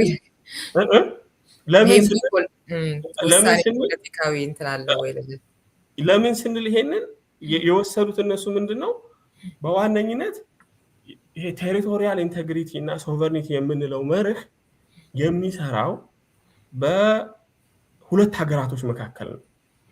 ኢንተርስቴት ሪሌሽንሺፕ ነው ገቨርን የሚያደርገው። በሁለት ሀገራቶች መካከል ባለ ጉዳይ ላይ ነው ስለ ቴሪቶሪያል ኢንቴግሪቲ ሶቨርኒቲ የምናወራው እንጂ ኢንትራስቴት አለ አይደለ በውስጥ ሀገር ውስጥ ባሉ አማጽያኖች ላይ እሱ አፕላይ አይሆንም ነው። ስለዚህ እሱ አፕላይ ስለማይሆን ይሄን የሚከለክላቸው ነገር የለም ነው። ቴሪቶሪያል ኢንቴግሪቲን ተጣርሰዋል ልንል አንችልም። አንድን አማጺ የሌላ ሀገር ሰው ግን ቢያደርገው ሶስተኛ ሀገር ማለት ነው የሚያደርገው ከሆነ የሰውን ሀገር ቴሪቶሪያል ኢንቴግሪቲ ተጣርሰሃል ልንል እንችላለን ነው። እና ያደረጉት የሀገሪቱ የውስጥ ኃይሎች እስከሆኑ ድረስ ቴሪቶሪያል ኢንቴግሪቲ እና ሶቨሬኒቲ የምንለው ሀሳብ እነሱ ላይ አይሰራም። እነሱ ላይ ስለማይሰራ ዩኒላተራል ዲክላሬሽን ኦፍ ኢንዲፔንደንስ በዓለም አቀፍ ህግ አልተከለከለም ነው። ተፈቅዷል አይደለም፣ ይለያያል። ተፈቅዷልና አልተከለከለም ነው። አሁን እንዳልኩሽ ደግሞ ወደ ኤርትራ ምናምን ጉዳይ ስናመጣው ይሄንን ወደ ሶማሊላንድ ጉዳይ ስናወጣው ሶማሊላንድ ዩኒላተራል ዲክላሬሽን ኦፍ ኢንዲፔንደንስ ነው ያደረገችው። ይሄ በህግ ቫዮሌት ያደረገችው የዓለም አቀፍ ህግ የለም። ያንን ደግሞ ሪኮግናይዝ ማድረጓ እስራኤል ከአፈጣጠሩ የሶማሊላንድ ህጋዊ በሆነ መንገድ ነው። ያንን ሪኮግናይዝ ማድረጉ ከዓለም አቀፍ ህግ ቫዮሌሽን የመጣ አይደለም ነው። ስለዚህ እንደዛ ስለሆነ ኢቭን ትራንስፈር ለማድረግ ነው ብለን እንኳን ብናስብ ሶማሊላንድ ሪኮግኒሽን ጋር ምንም የሚያገናኘው ነገር የለም ነው። ምክንያቱም ሶማሊላንድ በህጋዊ መንገድ ጥርት ባለመልኩ ህግን ሳይጣረስ የተደረገ ነገር ስለሆነ ማለት ነው። እዚህ ይሄን አለ አይደለ? ግን ደግሞ በትክክል ኢንፋክት ትራንስፈር ቢያደርጉስ ነው አሁን ሌላኛው ደግሞ ሶስተኛው ሃይፖቴሲስ ማለት ነው። ከእስራኤል ከጋዛ የፓለስታይኖችን አንስተው ወደ ሶማሊላንድ ቢያመጡ ያለው ኢምፓክት ምንድነው ስንል ይሄ ክሊር የሆነ የዓለም አቀፍ ኢንተርናሽናል ሁማኒቴሪያን ሎ የሚባል ከስተመሪ ኢንተርናሽናል ሎ አለ። እሱን ይጣረሳል። ይሄ ሲቪሊያኖችን ትራንስፈር ማድረግ ዲፖርት ማድረግ የተከለከለበት ነባራዊ ሁኔታ አለ ማለት ነው። ያንን ይጣረሳል። ይሄ ቫዮሌሽን ካለ ደግሞ ኢምፓክቱ ምንድነው ወደምንልበት ሂደት ይመጣል ማለት ነው። ምንድነው ያለው ኢምፓክት? አሁን ይሄ ነን ሪኮግኒሽን የምንለው ቫዮሌት ከተደረገ የራስ ህገወጥ ከሆነ መንገድ አንድ ኢንቲቲ ቤኔፊት ማድረግ የለበትም የምንለው መርህ የሚከለክለው ምንን ይከለክላል ማለት ነው? ሰብሲኩዌንትሊ ጋዛ ላይ ኢትኒካሊ ክሊንስ የተደረጉት የማህበረሰብ ክፍሎች አሉ። ጋዛ ያለው የዲሞግራፊክ ኢምፓክት አለ አይደለ? እሱን ሪኮግናይዝ ያለ ማድረግ ግዴታ ይኖርባቸዋል ማለት ነው ሀገራቶች። ከዛ ሲቀጥል ደግሞ ወደ ሶማሊላንድ የመጡትንም የጋዛ የፍልስጤማውያኖችንም ሪሴትልመንቱን እንደ ሎፉል ማየት አይጠበቅባቸውም ማለት ነው። ምክንያቱም ከአንሎፉል ከሆነ ነገር የመጣ ስለሆነ ያንን ሪኮግናይዝ ማድረግ የተከለከለ ይሆናል ማለት ነው እንጂ ስፔሲፊካሊ ሶማሊላንድን በተመለከተ የሶማሊላንድ ቅድም እንዳልኩሽ በአይሲጄ በኮሶቮ ውሳኔ ላይ ሀገራቶች ዩኒላተራል ዲክላሬሽን ኦፍ ኢንዲፔንደንስ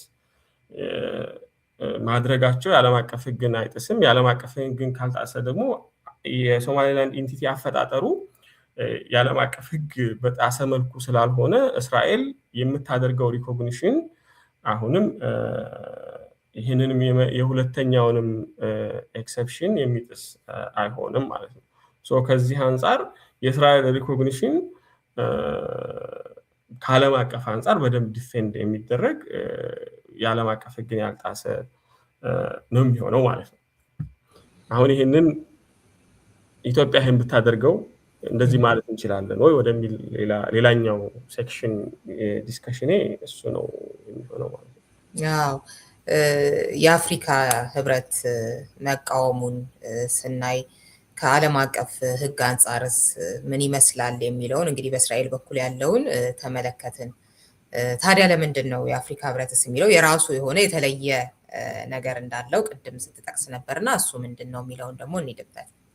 አሁን አፍሪካን ዩኒየን ስፔሲፊካሊ ይህንን በተመለከተ ቅድም መጀመሪያ ላይ ለመጥቀስ እንደሞከርኩት የእስራኤል ሪኮግኒሽን የአፍሪካ ዩኒየንን መሰረታዊ የሆኑ መርሆች ይጣረሳል የሚለው እና ካውንተር ቱ ቤዚክ ፕሪንሲፕል ፋንዳሜንታል ፕሪንሲፕል ኦፍ ኤዩ ነው የሚለው እንትኑ ማለት ነው መግለጫው እና የሶማሊያን ቴሪቶሪያል ኢንቴግሪቲ ኤንድ ሶቨሬኒቲ ይጣረሳል የሚል ስቴትመንት ነው ያለው ማለት ነው።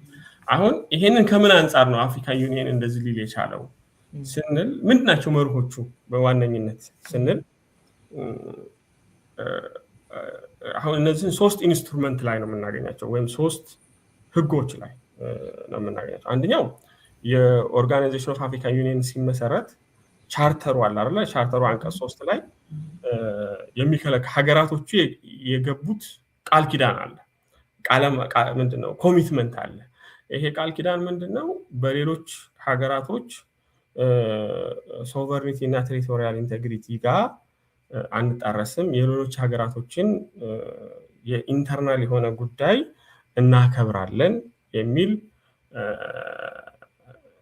ኮሚትመንት የገቡበት ሂደት አለ።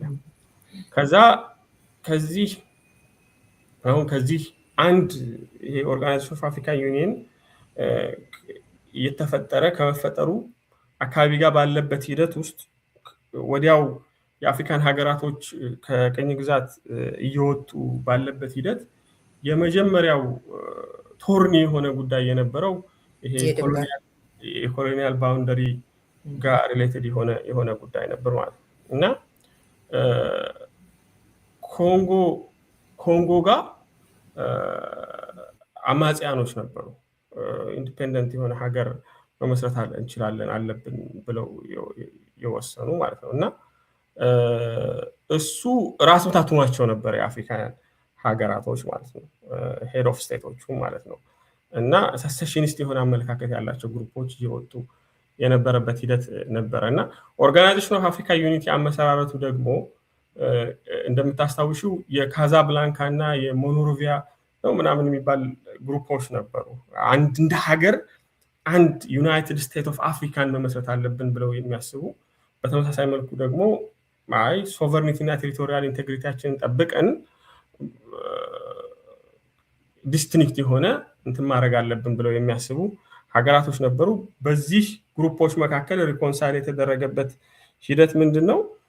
የኦርጋናይዜሽን ኦፍ አፍሪካን ዩኒየን ቻርተር ነው እና ኦርጋናይዜሽን ኦፍ አፍሪካን ዩኒየንን መፍጠር ማለት ነው። በዚህ ሂደት ውስጥ ዓላማው ወደፊት ኦርጋናይዜሽን አፍሪካን ዩናይትድ አፍሪካን ስቴትስ የመፍጠር የወደፊት እቅድ ይዘው ግን ደግሞ አሁን ላይ ሁለቶቹ ሶቨርኒቲን እና ኢንቴግሬሽንን በአንድ ላይ ሪኮንሳይል ያደረጉበት ነባራዊ ሁኔታ ነበረ ማለት ነው። ይህንን ደግሞ አንቀጽ 3 ላይ በትክክል እንደጠቀሱት የሰዎችን የሌላ ግዛቶችን ድንበርና ሉዓላዊነት እንዲሁም ኢንተርናል ጉዳይን በጠቅላላ በደንብ አድርገን ልናከብር ይገባል የሚል ኮሚትመንት ያደረጉበት ሂደት ነበረ።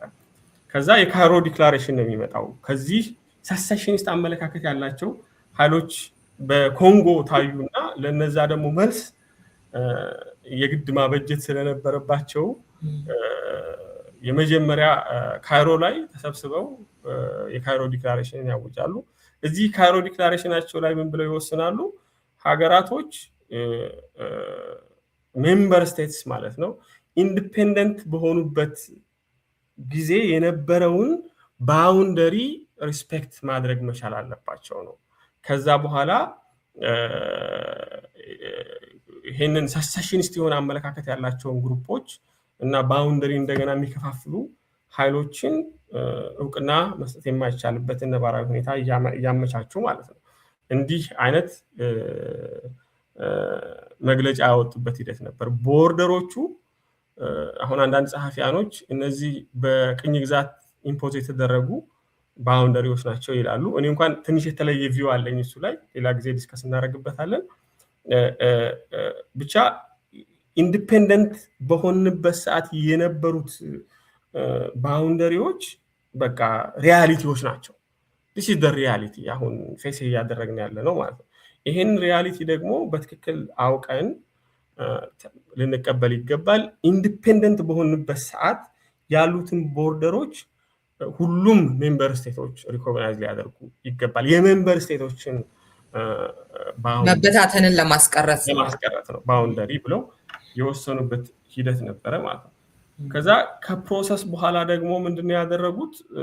ኦርጋናይዜሽን ኦፍ አፍሪካ ዩኒቲ የምንለው ኦርጋናይዜሽን ኦፍ አፍሪካ ዩኒቲ የምንለው በአፍሪካ ዩኒየን ሲተካ የአፍሪካ ዩኒየን ኮንስቲቲዩቲቭ አክት የምንለው አፍሪካ ዩኒየን የፈጠረው አክት ማለት ነው። የፈጠረው ዶክሜንት ደግሞ አንቀጽ 4 ሰብ አርቲክል ቢ ላይ እንደዚሁ በኢንዲፔንደንት ጊዜ የነበሩ ቦርደሮችን ሪኮግናይዝ እናደርጋለን፣ የሜምበር ስቴቶችን ሪኮግናይዝ እናደርጋለን ያሉበት ሂደት ነበረ ማለት ነው። ይሄንን ዓላማው ምንድነው ስንል በቡርኪና ፋሶ እና በኒጀር መካከል በነበረ ዲስፒዩት ጀጅ ዩሱፍ የሚባል ሰፓሬት የሆነ ኦፒኒየን የጻፈበት ሂደት ነበር። እዛ ሰፓሬት ኦፒኒየኑ ላይ ምን ብሎ ይጠቅሳል? ዓላማው የካይሮ ዲክላሬሽን እና በጠቅላላ እነዚህ 3 መርሆች ማለት ነው። የአንቀጽ 3 ኦርጋናይዜሽን ኦፍ አፍሪካ ዩኒቲ ላይ ያለው የካይሮ ዲክላሬሽን ላይ ደግሞ ሀገራቶች ኢንዲፔንደንት በሆኑበት ሰዓት የነበራቸውን ባውንደሪ ሊያከብሩ ይገባል ተብሎ የተጠቀሰውን ከዛ ሲቀጥል ደግሞ በኮንስቲቲዩቲቭ አክቱ በአፍሪካ ዩኒየን ኮንስቲቲዩቲቭ አክት አንቀጽ 4 ቢ ላይ ያው ኮሚትመንት ኮዲፋይድ የተደረገው ወይም የተባለውን ስምምነት ዓላማው ምንድነው ብለው ሲሉ በዋነኝነት ኢሪደንቲስት የሆነ አመለካከት ያላቸውን ግሩፖች ያማል ሶማሊያ ወደ ኢትዮጵያ ድንበር አለኝ ትል ነበር፣ ኦጋዴን ናት ትል ነበር አለ እነሱ እንዲተር ለማድረግ እና ሰሴሽኒስት የሆነ አመለካከት ያላቸውን ግሩፖች ሰሲድ እንዳያደርጉ ለመከልከል ነው።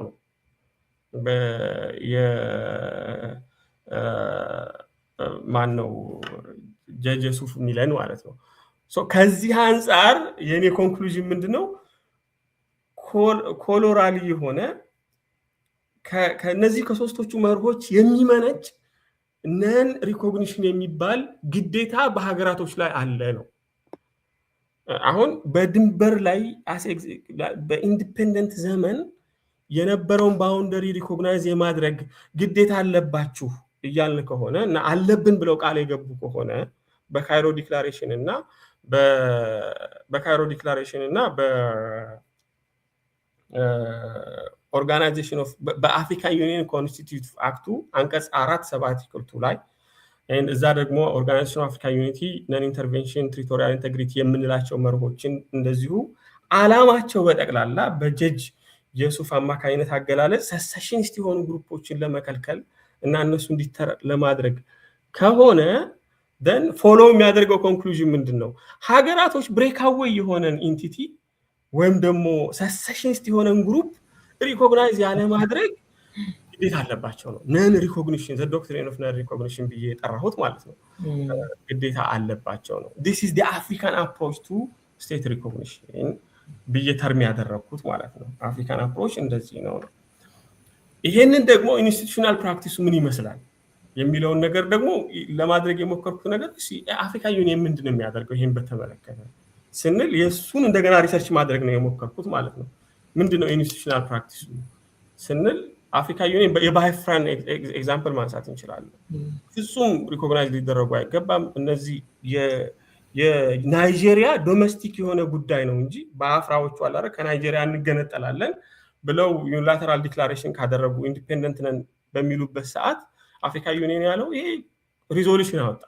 ሪዞሉሽኑ ላይ ይሄ ጉዳይ ኢንተርናል ጉዳይ ነው፣ የማን የናይጄሪያ ጉዳይ ነው። ማንም ኢንቲቲ ይሄንን በአፍራ የሚባል አካል እንደ ሀገር ሪኮግናይዝ ሊያደርገው አይገባም የሚል ውሳኔ የወሰነበት ሂደት ነበረ። ይሄንን ጉዳይ በራሳችሁ ልፈቱት ይገባል ብሎ የወሰነበት ሂደት ነበረ ማለት ነው። እንደዚሁ ከኬሞሮስ ጋር በተመለከተ የሆነች አይላንድ አለች። እሷም ጋር በተመለከተ እንደዚሁ ኤክስፕሊሲት የሆነ ሪኮግኒሽን ምንድነው ሪዞሉሽን ያወጣበትና እንገነጠላለን ያሉትን ግሩፖች በፍጹም አይቻልም ሪኮግናይዝ ሊደረጉ አይገባም ብሎ የወሰነበት ሂደት ነበረ። በቅርቡ የአፍሪካን ዩኒየንም እንደዚሁ በማሊ ውስጥ ያሉ አማጽያኖች እንገነጠላለን ብለው ዩኒላተራል ዲክላሬሽን ኦፍ ኢንዲፔንደንስ ሲያውጁ በፍጹም ሪኮግናይዝ ሊደረጉ አይገባም፣ እንዳውም ይሄ ዩኒላተራል ዲክላሬሽናቸው ነል ኤንድ ቮይድ ነው ብሎ የወሰነበት ሂደት ነበረ ማለት ነው። ሶ ይሄን ኢንስቲትዩሽናል ፕራክቲሱን የሚያሳየን እንደዚሁ ነው። ይሄ እዚች ላይ አርቲክል ላይ ያላወራኋት በኋላ ላይ ይሄን አርቲክል ወደ ትልቅ የሆነ ጆርናል አርቲክል ላሳድገው ሪሰርች እያደረኩ ነውና ወደ እንትንም ስንሄድ ወደ ኮሚሽን የሂውማን ራይት ኮሚሽን የሚባል አለ አይደል? ወደ ባንጁል ቻርተር የምንለው ማለት ነው። የአፍሪካን ሂውማን ኤንድ ፒፕልስ ራይት ቻርተር የሚባል አለ። በዚህ ቻርተር አማካኝነት እንደዚሁ በናይጄሪያን በተመለከተ የተወሰነ ውሳኔ አለ። እዛም ላይ የምታዩ ነገር ፍርድ ቤት አይነት ነገር ነው። ይሄ ኮሚሽኑ ማለት ነው የምታዩ ነገር ነን ሪኮግኒሽን የምንለውን መርህ በዋነኝነት አርቲኩሌት የሚያደርግበት ተጨባጭ ሁኔታ ያለበት ሂደት ነው ማለት። በተለይ በኋላ ላይ ሁለተኛው ውሳኔ ላይ የወሰነው ውሳኔ ላይ በጣም ክሊር ሆኖ የወጣበት ሂደት ነበረ ነው። ሶ ፖሊሲው በጠቅላላ የአፍሪካ ዩኒየን ፖሊሲ ምንድነው ስትይ ብሬክአዌይ የሆኑ እንደ ሀገር ይሄ ገንጣይ አስገንጣይ የምንለው አለ አይደል? በተለምዶ እገነጠላለሁ የሚልን ኢንቲቲ አትችልም ነው ፓሬንት ስቴት ወይ እውቅና ካልሰጠው አይነት ይሄ ባለበት ሂደት ውስጥ ግን ሁለት ሀገራቶች ደግሞ አፍሪካ ላይ ተፈጥረዋል ከኮልድ ዋር በኋላ ማለት ነው። የኤርትራን ኤክስፒሪየንስ እናያለን። ከዛ ሲቀጥል ደግሞ የደቡብ ሱዳን ኤክስፒሪየንስ እናያለን። አሁን እነዚህን ኤክስፒሪየንስ ስናይ የሚያሳዩን ነገሮች ምንድነው? ኤርትራ በትራንዚሽናል ገቨርንመንቱ አማካኝነት የትራንዚሽናል ቻርተሩ ላይ አንድ ብሔር ብሔረሰብ ራሱን በራሱ የማስተዳደር እስከ መገንጠል መብት አለው የሚል መርህ የተካተተበት፣ ያንን ተከትሎ ደግሞ በከባድ የሆነ ሪዞሉሽን ምንድነው ሪፈረንደም የተካሄደበት እና በዛ ሪፈረንደም ድምፀ ውሳኔ የተወሰነበት እና የማዘር ስቴቷ ኢትዮጵያ ያንን ሪፈረንደም ሪኮግናይዝ አድርጋ ኤርትራን እንደ ኢንዲፔንደንት ስቴት ሪኮግናይዝ ያደረገችበት ሂደት ነበረ። ኮንሰንት አለ ማለት። ኮንሰንት ካለ ደግሞ ስለ ኢንቴግሪቲ የምናወራው ቴሪቶሪያል ኢንቴግሪቲ የምናወራበት ነባራዊ ሁኔታ የለም። ወደ ሳውት ሱዳንም ስትሄጂ እንደዚሁ ነው። በሳውዝ እና በኖርዝ ሱዳን መካከል ያለውን ችግር በኢትዮጵያ አማካኝነት በኢትዮጵያ አደራዳሪነት ፕሮሰስ የሄደ በሪፈረንደም መጨረሻ ላይ የተጠናቀቀ የኖርዝ ሱዳንን ይሁንታ ብለሲንግ ያገኘ ፕሮሰስ ነው፣ የፖለቲካል ፕሮሰስ ነው። እንደዚህ በሆነበት ሂደት ሀገር የተመሰረቱበት ሂደት አለ። ከዚህ የምንወስደው ምንድን ነው? አሁን ይህን ኤክስፒሪየንስ በጠቅላላ አይተናል። ዋትስ ዘ ሌሰን ከዚህ የምንወስደው ነው? በአንድ ሴንቴንስ ግለጸው ብባል አሁን ይህንን ምንድነው በመርህ ደረጃ ሪኮግኒሽን ተከልክለዋል ነው። ይሄ ብሬክአዌይ የሆነ ኤንቲቲ ሪኮግናይዝ ማድረግ የተከለከለ ነው በመርህ ደረጃ። ግን ኤክሰፕሽናሊ ሀገራቶች ማዘር ስቴቷ ለኢንዲፔንደንሱ ወይም ደግሞ ለሰሰሽኑ ፍቃድ የሰጠች እንደሆነ ሪኮግናይዝ ማድረግ የሚፈቀድበት ሂደት አለ ነው። ይህን ደግሞ ፍሊፕ አድርገን ስንገለብጠው ምንድነው ወደ ዓለም አቀፍ ህግ ስንሄድ በመርህ ደረጃ ሪኮግኒሽን የተፈቀደ ነው። ግን ኤክሰፕሽናሊ ሪኮግኒሽኑ ፕሪማቹር ከሆነና ወይም ደግሞ ሪኮግናይዝ የምናደርገው ኢንቲቲ የመጣው አንሎፉል ከሆነ ድርጊት ከሆነ የተከለከለ ነው። እንደዚህ የተገለባበጠ ነው አይደል? እዚህኛው በመርህ ደረጃ ሪኮግኒሽን የተከለከለበት፣ እዛኛው ላይ ደግሞ በመርህ ደረጃ የተፈቀደበት፣ እዚህኛው ላይ ኤክሰፕሽናሊ የተፈቀደበት፣ እዛኛው ላይ ደግሞ ኤክሰፕሽናሊ የተከለከለበት ሂደት ነበረ። እነዚህን ለማሳየት ነው የነበረው። እሱ ጋር ማሚ አሁን ለምሳሌ ወደ ሀገር ውስጥ ስንመጣ የህጎች ሁሉ የበላይ ህገ መንግስቱ ነው ይባልና ሌሎቹ ህጎች ከዛ መጋጨት የለባቸውም አይደለ? በዓለም ደረጃ እስከ ዓለም አቀፍ ህግ የሚጋጩ ከሆኑ ሌሎች ህጎች እንዴት ነው የሚታየው? ለምሳሌ የአፍሪካ ህብረት ምናምን እንደሱ አይነቱ ነገር። this is very excellent ጥያቄ። ዓላማው በዋና ቅድም እንደጠቀስኩሽ አይደለ? በዋነኝነት ዓላማው ይሄን ኖርማቲቭ የሆነ አፓረንት የሆነ ኢንኮንሲስተንሲ እንዴት ነው ሪኮግናይዝ ልናደርግ የምንችለው? አሁን እኔ ፕሮፖዝ እያደረግኩ ያለሁት ነገር ይሄኛው ሪጂናል የሆነ ህግ ነው። አሁን ተጋጭ የምንለው በዓለም አቀፍ ህግ የተከለከለን ነገር በዓለም አቀፍ በትልቁ የዓለም አቀፍ ህግ ማለት ነው። ለምሳሌ በዩኤን ቻርተር የተከለከለ ነገር አለ። ሀገራቶች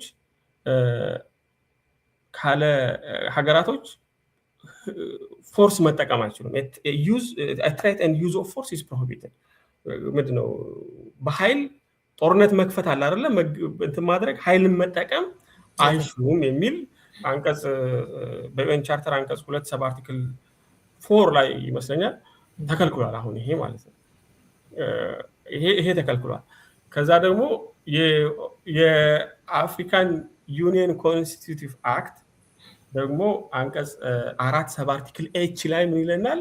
ዩኒየኑ የአፍሪካን ዩኒየን ይሄ ግሬቭ የሆነ የሁማን ራይት ቫዮሌሽን ሲኖር እንደ ዋር ክራይም አጌንስት ሂውማኒቲ ኤንድ ጄኖሳይድ ሲፈጠር ዩኒየኑ ዳይሬክትሊ ኢንተርቪን ማድረግ ይችላል። ኃይልን ተጠቅሞ በሀገራቶች ላይ ዳይሬክትሊ ኢንተርቪን ማድረግ ይችላል ይላል። በዩኤን ቻርተር ላይ ያለን ሁለት ኤክሰፕሽናል ዩዝ ኦፍ ፎርስ የተከለከለ ነው። ኤክሰፕት ሁለት ኤክሰፕሽናል ሰርከምስታንስ አለ። አንደኛ ራስሽን ስትከላከይ ነው። ራስሽን በምትከላከልበት ሰዓት ወይም ደግሞ በዩኤን ሴኩሪቲ ካውንስል በታወጀ አዋጅ አማካኝነት በሚካሄድበት ሰዓት ነው። እዚህኛው ላይ ግን ስለ አፍሪካ ዩኒየን ምናምን የሚያወራው ነገር የለም ማለት ነው። ይሄ አፓረንት ማለት ሪል የሆነ ኢንኮንሲስተንሲ አለ በግልጽ ማለት ነው። እዛ ተከለከለ ነው፣ እዚህ ደግሞ አደርጋለሁ እያለ ነው። የተከለከለን ነገር ማድረግ ቫዮሌሽን ነው። ያንን የዩኤን ቻርተርን ቫዮሌት ታደርጋለህ የሚል ጥያቄ እየመጣ ነው። ገብቶሻል አይደለ? ይሄን እንዴት ሪኮንሳይል ታደርጋለህ የሚለው ነገር አጠያያቂ ነው። ኢትስ ቬሪ ዲፊካልት የሆነ ኮሽን ማለት ነው። እኔ አንደርግራድ ቴሲሴን የሰራው በዚህ ኤሪያ ላይ ነበር እና እኔ አሁን ሪኮንሳይል ለማድረግ የፈለኩትኝ እና ሪከመንድ ያደረኩት ነገር ይሄ ጉዳይ እንደ አዲስ የሆነ ኖርም ሊታይ ይገባል። አፍሪካ ዩኒየን ራይት ኦፍ ኢንተርቬንሽን ኒው ዲቨሎፕመንት አንደር ኢንተርናሽናል ሎ ነው የሚለው የቲሲሲ አርቲክል ማለት የቲሲሲ ርዕስ ማለት ነው። ይሄ እንደ አዲስ የሆነ ዲቨሎፕመንት የዓለም አቀፍ ህግ ዲቨሎፕመንት ሊታይ ይገባል የሚል ነው። አዲስ ኖርም ነው፣ አዲስ ኖርም እየመጣ ነው ወደሚል አይነት ድምዳሜ ማለት ነው። ወደ ከስተም የሚያድግበት ነባራዊ ሁኔታ አለ የሚል አይነት አርጊመንት ነው እንትን ያደረኩት ማለት ነው። ግን ያ ሪል የሆነው ኢንኮንሲስተንሲ ነው ልልሽ ነው። ምክንያቱም there is a prohibition እዚህኛው ላይ ግን is easy ይሄኛው ጉዳይ ማለት በዛኛው የተፈቀደ ነገር ነው ማለት ሪኮግናይዝ ማድረግ ፐርሚት ተደርጓል ነው። አዲስ የሆነ አዲሽናል የሆነ ፕሮሂቢሽን ደግሞ ሀገራቶች በራሳቸው ኢትዮጵያና ኤርትራ በራሳቸው ተስማምተው አዲስ ግዴታ ሊያመጡ ይችላሉ። ያቶሽ አይደል ምንም እንኳን የዓለም አቀፍ ዲፎልት ህጉ የተፈቀደ ቢሆንም ይሄንን በተመለከተ እኔ እናንተን በተመለከተ ይሄን ነገር አናደርግም ብለው ሊሉ የሚችሉበት ሂደት አለ ማለት ነው። ለዚህም ላይ 50 ሀገራቶች አለ አይደል እነዚህ አፍሪካን ሀገራቶች በራሳቸው ፍቃድ አዲሽናል የሆነ ኦብሊጌሽንን እያመጡ ነው ያለው። ይሄን ደግሞ ማድረግ ይችላሉ። አዲሽናል የሆነ ኦብሊጌሽን በራሳቸው ላይ መጣል ማለት ነው ይችላሉ። ይሄ ኦብሊጌሽን ኢማነት የሚያደርገው ከአፍሪካን ዩኒየን ቻርተር ነው። አሁን በዚህ ሂደት ውስጥ ይሄንን የአፍሪካን ዩኒየን ቻርተርን ይሄንን ሪኮግኒሽን የምንለውን ዶክትሪን ብዬ ሪፈር ያደረኩትን ዶክትሪን እንደ ስፔሻል ህግ ነው የምናየው ማለት ነው። ስፔሻል የሆነ በአፍሪካን ሀገራቶች ላይ ብቻ የአፍሪካን ዩኒየንን ሜምበር የሚያስገድድ ህግ ይሆናል ማለት ነው። ጄኔራል ኢንተርናሽናልን በተመለከተ ደግሞ እስራኤልን በተመለከተ አያስገድዳትም ማለት ነው። እስራኤል ያደረገችው እንቅስቃሴ እና ሪኮግኒሽን ተቀባይነት ይኖረዋል። በዚህ ትገደዳለች ካል እዛ ጄኔራል ኢንተርናሽናል ላይ ካልነው የሚፈቅድ መርህ ጋር ልንጣረስ ነው ማለት ነው።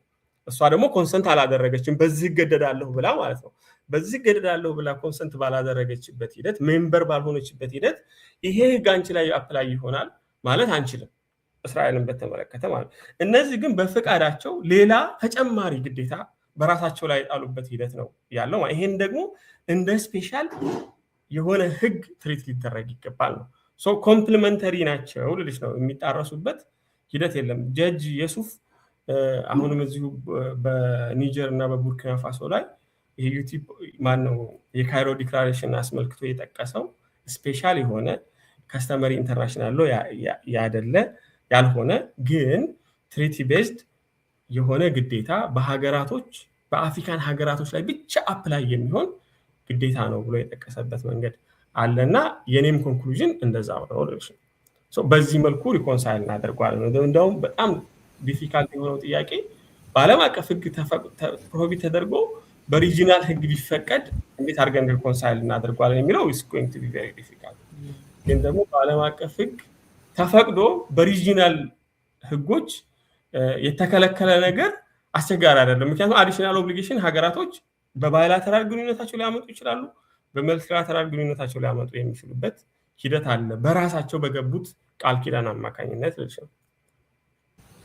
እሺ በጣም ነው የማመሰግነው። በጣም ጠቃሚ የሆኑ መረጃዎችን እየሰጠህን ነው። እንግዲህ የአፍሪካ ህብረትን እንደዚሁም የእስራኤልን ጉዳይ ከዓለም አቀፍ ህግ አንጻር አይተናል። ወደ ኢትዮጵያ ደግሞ እንምጣና እንግዲህ ከሶማሊላንድ ጋር የሚወዩ ከተፈራረመች በኋላ እንግዲህ ነው የዚህ የእስራኤል እውቅና ለሶማሊላንድ መስጠት የመጣውና እሱን በተለያየ አይነት መንገድ የማየት ነገር ያለው ለኢትዮጵያ ጥቅም እንዳለው ነገር በሌላ በኩል ደግሞ የበለጠ ሌላ ውጥረት ውስጥ የሚከት ነው አይነት የሚልና ይሄ ለኢትዮጵያ ቀውስ የሚፈጥር ነገር ነው ወይስ ደግሞ እንደ መልካም ነገር መታየት ያለበት ነገር ከኢትዮጵያ አንጻር እንዴት ይታያል የሚለውን እሱን ደግሞ እስኪ አሁን ከኢትዮጵያ አንጻር ምንድነው ኢትዮጵያ ልትጠቀም የምችለው የሚለውን ነገር ማለት ነው። አይ ቲንክ መጀመሪያ ከዛ መጀመር ተገቢ ነው ብዬ አስባለሁ። ብዙ ጊዜ ኢትዮጵያ ፎሬን ፖሊሲ ዲዛይን ሲደረግ በዋነኝነት በነገራችን ላይ ይሄን የካይሮ ዲክላሬሽን ዲዛይን ያደረገችው ፑሽ ያደረገችው በጣም ኢትዮጵያ ናት። የኢትዮጵያ ብሬን ቻይልድ ኦፍ እንደሚባለው አለ የኢትዮጵያ ከኢትዮጵያ የመጣ ነው የአእምሮ ውጤት ነው ማለት ይቻላል። እንደ ዓላማው በዋነኝነት ኢትዮጵያን በዛ ሰዓት ፕሪኦኩፓይ የሚያደርጋት በዛ ሰዓት በጣም የሚያሳስባት የነበረው ነገር ምንድነው የሶማሊ ኢሪደንቲስት አመለካከት ነው። ይሄ ኦጋዴን አካባቢ ጋር ያለው ቦታ ሶማሊዎቹ የኛ ነው ብለው ያስባሉ። ስለዚህ ያንን መውሰድ ይፈልጋሉ ወደ ራሳቸው ማለት ነው። ሶ የሶማሊያ ግሬተር ሶማሊያ የምንለው የዛይር ባሬ ፕሮጀክት ኢንቪዥን የሚያደርገው ምንድነው የሚያስበው ምንድነው ኢትዮጵያ ውስጥ ያለውን የሶማሊ ህዝብ እና ቴሪተሪ ኦጋዴንን በጠቅላላ ኬንያ ውስጥም እንደዚሁ ያለ የሶማሊ ቴሪተሪ አለ ህዝብ አለ ማለት ነው ያንን አለን ብለው የሚያስቡት ማለት ነው እሱን እና ጅቡቲ ላይ ያለውን በአንድ ላይ አድርጎ ትልቋን ሶማሊያ በሆርን ኦፍ አፍሪካ ላይ መፍጠር እምነት ነው አስቦ የነበረው ማለት ነው ይሄንን ኢሪደንቲስት የሆነ በፊት የኛ ቦታ ነውና አሁን ይገባናል የሚለውን ክሌም ለማስቀረት ነው በዋነኝነት ኢትዮጵያ ይሄንን አቋም የወሰደችው ማለት ነው ይሄንን የካይሮ ዲክላሬሽን በጣም ፑሽ ታደርግ የነበረው ማለት ነው ሶ ከዛ አንፃር የኢትዮጵያ ሎንግ ተርም እስከዛሬ የነበረው የስቴት ፕራክቲስ አለ አይደል ባህሪ ስናየው ሶማሊያ ትንሽ ይሄ ሶማሊላንድ ሪኮግናይዝ መደረግ ያ ማለት 2-3 ኢንቲቲ መሆኗ ማለት ነው ባልካናይዝ መሆኗ ለኢትዮጵያ ይጠቅማል ተብሎ የሚታሰብበት ሂደት አለ እንደዚህ አድርገው ፑሽ የሚያደርጉ ጸሐፊያኖች አሉ ማለት ነው ለምንድን ዊከር ሶማሊያ ከሆነችና 2-3 ከሆነች ይሄኛው የግሬተር ሶማሊያ የምንለው ሐሳብና ኮንሴፕት በጠቅላላ ይጨናገፋል ገብተሻል ስለዛ የማነው ስሟ ኦጋዴንን ክሌም ልታደርግበት የሚችልበት ነባራዊ ሁኔታ አይኖርም ነው ራሷም ለራሷ ሀገር አልሆነችም ራሷም ራሷ እየተፈረካከሰችበት ያለበት ሂደት ስላለ ይሄ በጣም ሪያሊስት የሆነ የፖለቲካል ካልኩሌሽንን ከግንዛቤ ውስጥ ያስገባ ነው ማለት ነው እና ያ ለኢትዮጵያ ጥቅም ያስጠብቃል ተብሎ ሊታሰብ የሚችልበት ሂደት አለ አንደኛው ይሄ ነው ሁለተኛው ደግሞ ከዚህ ከአክሰስ ጋር በተመለከተ ነው አይደለ ሲነሳ የነበረው የባህር ኃይል ጥያቄ ጋር ማለት ነው እና የባህር ኃይል ምናምን ማቋቋም የምንችልበት ነባራዊ ሁኔታ ይፈጥርልናል ሶ ከዚህ አንፃር ስናይ የመጀመሪያው እሱ እንትን አይደለም ብዬ ነው የማስበው ማለት የመጀመሪያው ሪል የሆነ ትራይት የሆነበት ሂደት ነበረ ታሪካዊ ሂደቱ ማለት ነው ይሄ የሶማሊ ኢሪደንቲስት ክሌም እስከ ድሬዳዋ ምናምን ተሻግሮ የመጣበት የካራማራ ጦርነትን ምናምን የፈጠረ ሂደት ነበር አይደለ ያ በደንብ ሪል የሆነ ትሬት የነበረበት የታሪክ ኤፒሶድ ነበረ ግን በደንብ ተመልሶ ተመቶ የተመለሰበት ኢትዮጵያን በወቅቱ ራሷን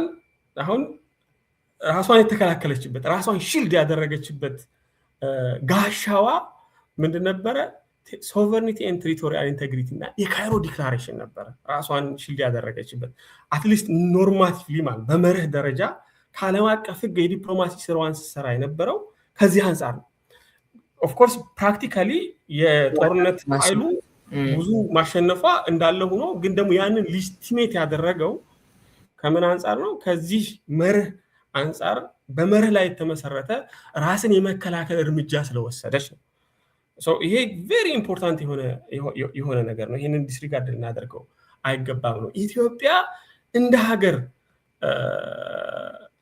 ሰስቴን ያደረገችው በዚህ መርህ ነው በቴሪቶሪያል ኢንቴግሪቲ እና ሶቨርኒቲ በምንለው መርህ እና በካይሮ ዲክላሬሽን ነው ኢትዮጵያ ራሷን እንደ ሀገር ሰስቴን ያደረገችው ሊስቲሜት በሆነ መልኩ ማለት ነው ያ ማለት ኃይል እንዳለ ሆኖ ማለት ነው ኃይል እንዳለ ሆኖ ከኃይል በላይ ኃይሏን ጠንካራ ሀገር መሆኗን በደንብ ጀስቲፋይ ያደረገች የምታደርገው እንቅስቃሴ በጠቅላላ ከህግ አንጻር ተቀባይነት አለው የሚል ሊስቲሜት ሲሰጥ የነበረው ከዚህ አንጻር ነው ካልሆነ ግን የሶማሊ አግሬሽን ኢሪደንቲስት ተብለው እንዲጠሩ ኢሪደንቲስት ማለት አሁን ላይ ያንተ ግዛት ያልሆነ ግን በፊት በታሪክ የኔ ግዛት ነው ብለህ የምታስበውን ነገር እቀማለሁ እነጥቃለሁ ወራሪ ተብለው እንዲጠሩ ያደረጋቸው ከዚህ መርህ አንጻር ራሷን ስለተከላከለች ነው ልልሽ ነው አንደኛው የሆነ ክሪቲካል የሆነ ፖይንት ነው ይሄን እንዳለ ሆኖ ደግሞ ያ ትሬት አሁን አለ ወይ ነው ገብቶሻል? ይሄ ያ ትሬት አለ ወይ ነው። ሶማሊያ አሁን ባለበት ነባራዊ ሁኔታ ሀገር ናት ሀገር አይደለችም፣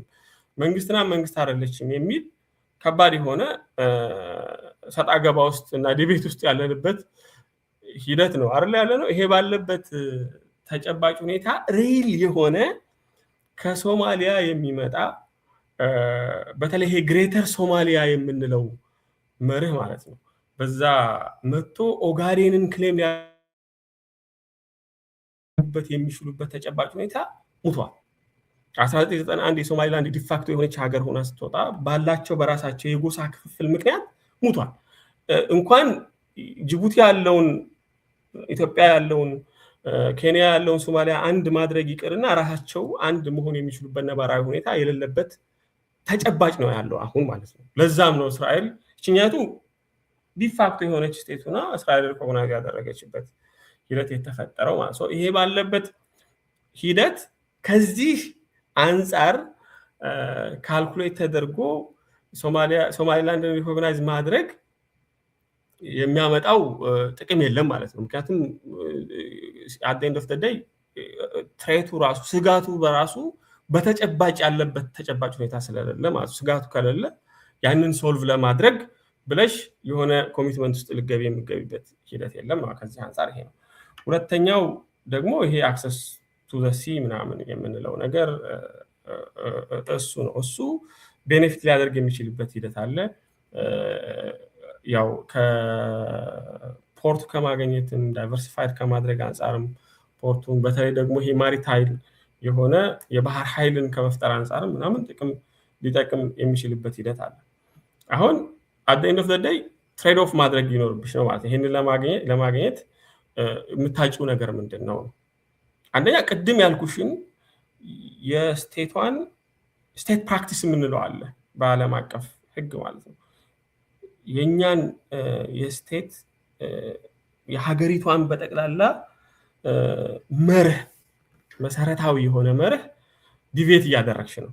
ራሳችንን የተከላከልንበት ዲፌንድ ያደረግንበትን መርህ ዲቤት እያደረግን ነው። ከምን ከዚህ ከካይሮ ዲክላሬሽን ከሶቨሬኒቲ ቴሪቶሪያል ኢንቴግሪቲ እና ሀገራቶች ኢንዲፔንደንት በሆኑበት ዘመን የነበረውን ባውንደሪ ሁሉም ሀገራቶች ማክበር አለባቸው የሚለውን መርህ እየጣስን ነው ማለት ነው።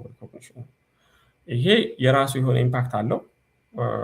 አንድ አፍሪካ ዩኒየን መቀመጫ ነን። እኛ መቀመጫ እንደመሆናችን አንፃር እኛ ሻምፒዮን ማድረግ ያለብን የአፍሪካን ዩኒየንን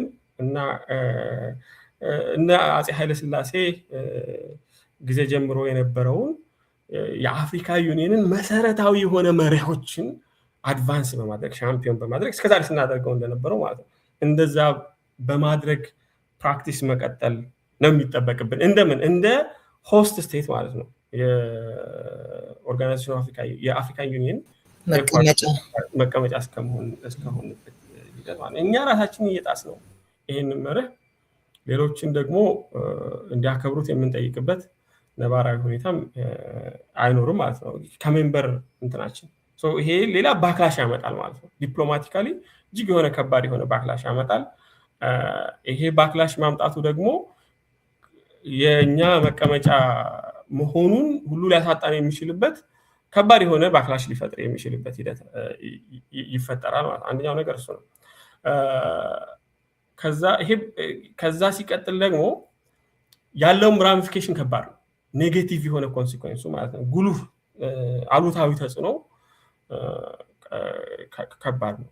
ማን አሁን በዚህ ቅድም እንዳልኩሽ በካይሮ ዲክላሬሽን በሶቨሬኒቲ ቴሪቶሪያል ኢንቴግሪቲ አማካኝነት ራሳችንን ፕሮቴክት አድርገናል እስከዛሬ ከኃይል በተጨማሪ ማለት ኃይል ከዛ ደግሞ ኃይሉ ሊስቲማይዝ ስናደርግ የነበረው በዚህ መርህ ነው። ናሬቲቭ ማተር ያደርጋል።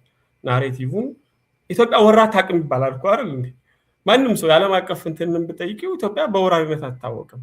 ራሷን በመከላከል ነው። ወራሪን ግን ዲፌንድ በማድረግ ነው። ለምን? በዚህ አይነት መልኩ ብዙውን ነገር ፍሬም ስለምናደርገው ማለት ነው። አሁን ግን ይሄን መርህ ራሳችን የምንጥሰው ከሆነ ነገ ከነገ ወዲያ ዓለም አቀፍ ህግ የሚሰራው በሪስፕሮሲቲ ነው። በሪስፕሮሲቲ ማለት በቃ ከክልል ልከክልህ ነው። ቅድም ኢትዮጵያም ተመሳሳይ ያጋጥማት ውስጥ ካሉ ይገጥማታል። ነገ ከነገ ወዲያ ኤርትራ የትግራይ ሊብሬሽን ፍሮንትን የያዘ ትግራይን እንደ ቴሪቶሪ ሪኮግናይዝ አደርጋለሁ ብትል ወይም ሶማሊያ ኡጋንዳ ማነው ኦጋዴን ሊብሬሽን ፍሮንትን የያዘ ወይ ዋሬቨር ብቻ ኤንቲቲውን ያንን የያዘ ሪኮግናይዝ አደርጋለሁ ብትል እኛ ራሳችንን ልንከላከል የምንችልበት እና ናሬቲቭ በሆነ መልኩ ራሳችንን ዲፌንድ ልናደርግበት የምንችልበት መንገድ አይኖርም። ገብቶሻል አይደል? ሊስቲማይዝ የምናደርግበት ኢንስትሩመንት ነው ህግ። የምናደርገውን አክሽን ሊስቲማይዝ የምናደርግበት ኢንስትሩመንት ነው፣ በተለይ ዓለም አቀፍ ህግ ማለት ነው። ያንን እንደ ሺልድ ልንጠቀምበት የምንችለው መንገድ የለም። ኢንተርምስ ኦፍ ቨልነራቢሊቲ ደግሞ በቀጠናው ውስጥ ካሉ ሀገራቶች በጠቅላላ እጅግ በጣም ለእንደዚህ አይነት ጉዳይ ሰሰብተብል የሆነች እጅግ በጣም ተጋላጭ የሆነች ሀገር ናት ኢትዮጵያ ከሁሉም ማለት ነው። ማለት ለዚህም እኮ ነው እና አፄ ኃይለ ሥላሴ ማነው ከተማ ይፍሩ ምናምን የምንላቸው የኢትዮጵያ ፎሬን ሪሌሽንሺፕ ፎሬን ሚኒስቴር ውስጥ የነበሩ ሰዎች ይሄንን መርህ ዲዛይን ያደረጉት ከዛ አንፃር ነው። አሁን ቀጠናችንን በጠቅላላ ኤርትራና ትግራይን ላይ ያለውን ማህበረሰብ የትግራይ ተናጋሪዎች ኢትዮጵያ ውስጥ አሉ፣ የትግራይ ተናጋሪዎች ኤርትራ ውስጥ አሉ አይደለ? ይሄንን አፋር እነዚህ ወደ ዞር ስትይ አፋር ነው የኢትዮጵያ አፋር ተናጋሪዎች አሉ፣ ከዛ ኤርትራ አፋር ተናጋሪዎች አሉ። ቤኒሻንጉል ምንድነው ጋምቤላ ሂጂ፣ ጋምቤላም እንደዚሁ ድንበሩ ላይ ያለው የሳውት ሱዳን ህዝብ አለ፣ ሳውት ሱዳን እና እንትን ላይ ማለት ነው። ቤኒሻንጉል ጉሙዝ ከሱዳን ጋር እንደዚሁ አለ ማለት ነው። ከዛ በኋላ ደግሞ ሶማሊ ላይ ስትሄጂ የኦጋዴን ጉዳይ አለ፣ ሶማሊያ እና ሶማሊ ማለት ነው። አሁን እንዲህ ባለበት ሂደት ውስጥ በዚህ ሁሉ ውስጥ መካከል ደግሞ ሰሰሽኒስት የሆነ አመለካከት ያለው ኃይል በጣም አለ ኢትዮጵያ ውስጥ ከሌሎቹ ሀገራቶች አንፃር ማለት ነው አይደለ? የኦጋዴን ሊብሬሽን ፍሮንት አለ፣ ብዙ ሊብሬሽን ፍሮንቶች የተፈለፈሉበት ሀገር ነው ሀገሩ ክሌም ያለበት ማለት ነው። ይሄ ሴንተርፉጋል እና ሴንተርፉታል ፎርስስ እንደምንለው የመገንጠል ስሜት ያለበት ኃይል የበዛበት ስቴት ነው ስቴቱ ማለት ነው። ቀጥይ 3 ደግሞ ህገ መንግስታችን አንቀጽ 39 ላይ የራስን እድል በራስ መወሰን እስከ መገንጠል ብሎ የጠቀሰበት ተጨባጭ ሁኔታ አለ ማለት ነው። ይሄ ሁሉ ባለበት ነባራዊ ሁኔታ እኛ ቫልነራብል ነን። እኛ ራሳችን ልንከላከል የምንችለው በምንድን ነው? በቅድም ባልኩሽ መርሆች ነው። በካይሮ ዲክላሬሽን ነው። በአፍሪካን ኦርጋናይዜሽን ኦፍ አፍሪካ ዩኒቲ ባለው በጠቀስኩት አንቀጽ 3 ላይ በተጠቀሱት ጉዳይ ነው።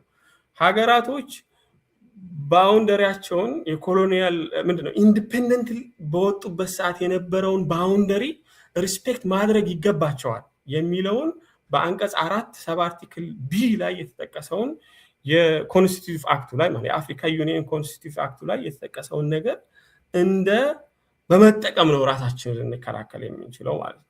ይሄ ባለበት ሂደት ውስጥ ሪኮግናይዝ ማድረግ ብሬክአዌይ የሆነን ኢንቲቲ ሪኮግናይዝ ማድረግ has devastating የሆነ ኮንሲኩዌንስ ልልሽ ነው። ምክንያቱም እኛ ጋር የብሬክአዌይ የሆነ የሰሰሽኒስት አመለካከት ያለበት ክሌም ያለበት ኢንቲቲ በበዛበት ሂደት ውስጥ ልልሽ ፈልጌ ነው። ከዚህ አንፃር ያ ምንድነው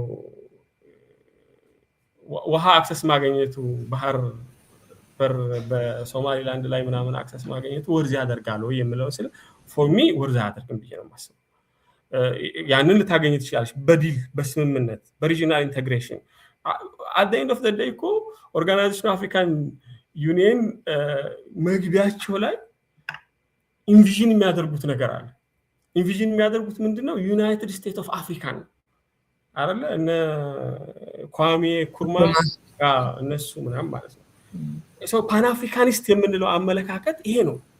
ይሄንን ወደዛ አይነት ነገር ፑሽ የምናደርግ ከሆነ ሪጂናል ኢንተግሬሽን በቀላሉ ብዙ ሶማሊያ ጋር ምናምን መጀመሪያ ላይ አብይ ሲመጣ የተከተለው አይነት አፕሮች አለ ፎሬን ፖሊሲ ኤርትራን ሶማሊያን እና ኢትዮጵያን ያሰበ ሪጂናል ኢንተግሬሽን አመለካከት ማለት ነው።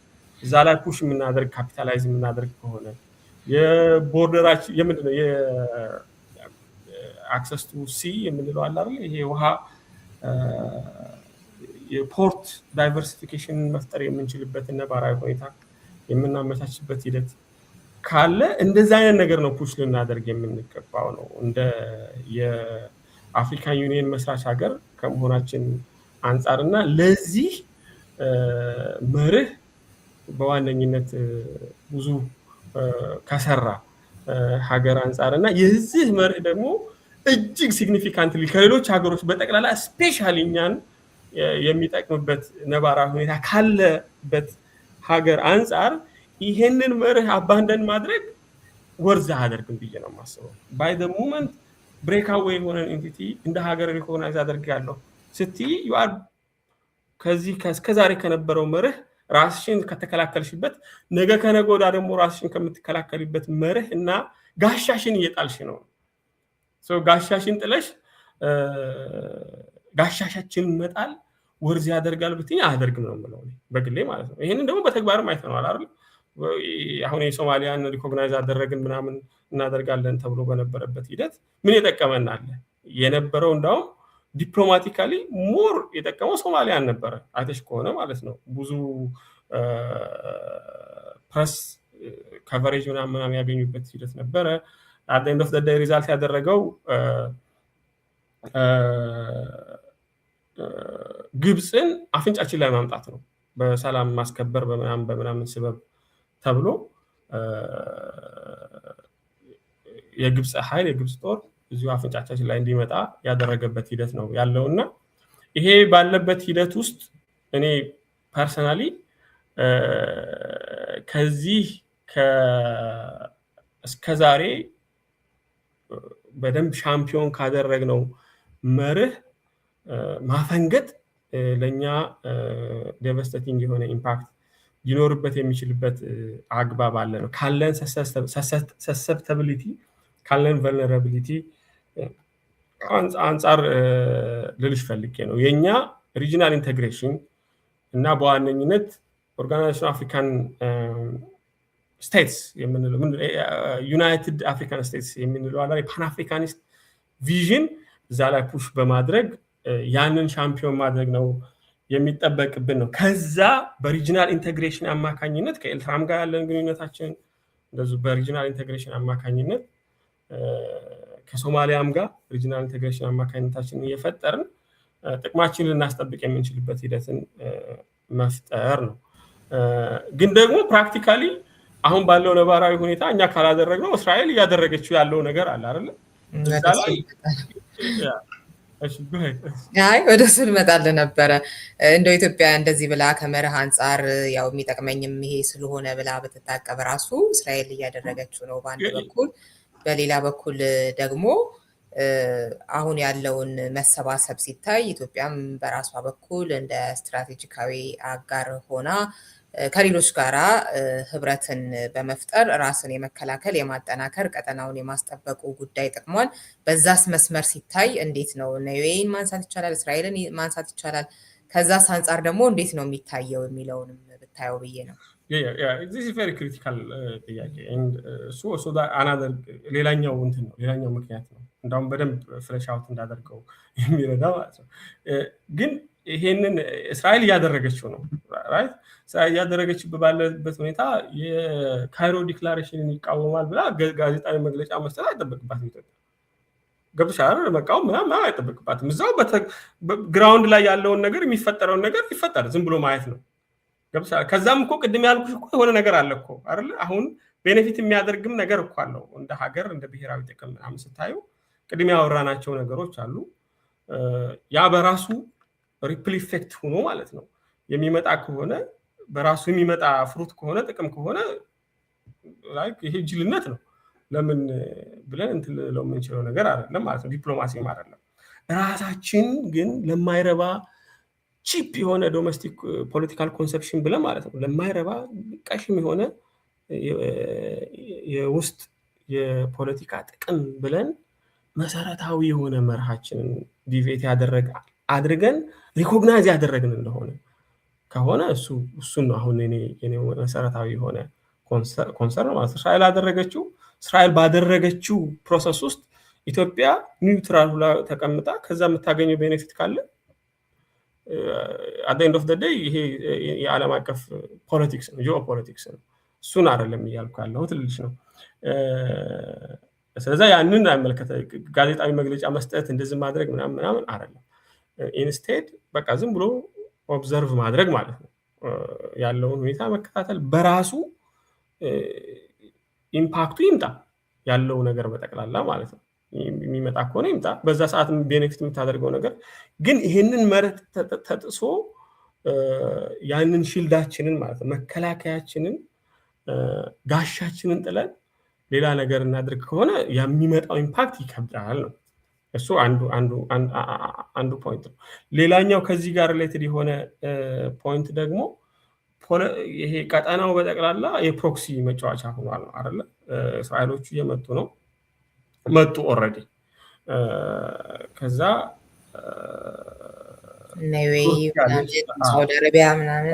ሳውዲ አረቢያ አለች ቱርክ አለች ቱርክ በሶማሊያ ጋር በኩል አለች ሳውዲ አረቢያ በሶማሊያ በኩል አለ ዩኤኢ በሶማሊላንድ በኩል አለ ምናምን አሁን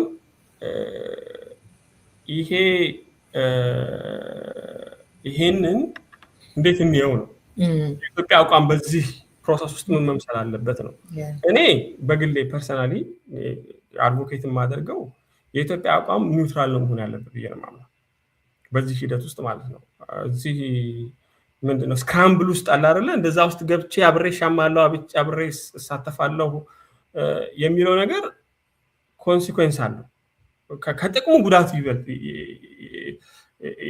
ያመዝናል ብዬ ነው የማምነው እሱን እመጣለሁ ለምን ከጥቅሙ ጉዳቱ ያመዝናል እንዳልኩኝ ማለት ነው በመርህ ደረጃ እንደዚህ ነው መሆን ያለበት ብዬ ነው የማምነው ማለት ነው ይሄንን ከምን አንፃር ልታዩ ትችላለሽ ሳውዲ አረቢያ እና ዩናይትድ አረብ ኤሚሬት እርስ በራሳቸው ጦርነት አይገቡም በሳውዲ አረቢያ እና እዛው ህዝባቸው ባለበት አለ አይደለ በዛው በአረቢያን ፔንሱላ ላይ አይዋጉ የሚዋጉት እኛ ቀጠና ላይ ነው ፕላናቸው የሚያደርጉት ነገር ማለት ነው በሱዳን ላይ ተዋግተዋል በዚህ ያስታጠቁ ማለት ነው አማጺያኖቹን ያስታጠቁ እርስ በራሳቸው ተዋግተዋል ከዛ ሲቀጥል ደግሞ ወደ የመን ላይ እንደዚሁ ሮል የነበራቸው ሂደት ነበር መጀመሪያ ላይ አንድ ነበሩ በኋላ ላይ የተለያዩ አማጺያኖችን ደግፈው ትልቅ የሆነ ነገር የፈጠሩበት ሂደት አለ ነው እኛ ይሄ አሁን ይሄ አፕሮች ማለት ነው በዚህ ውስጥ ኒውትራል ካልሆን እና ራሳችንን ኢንጌጅ ካደረግን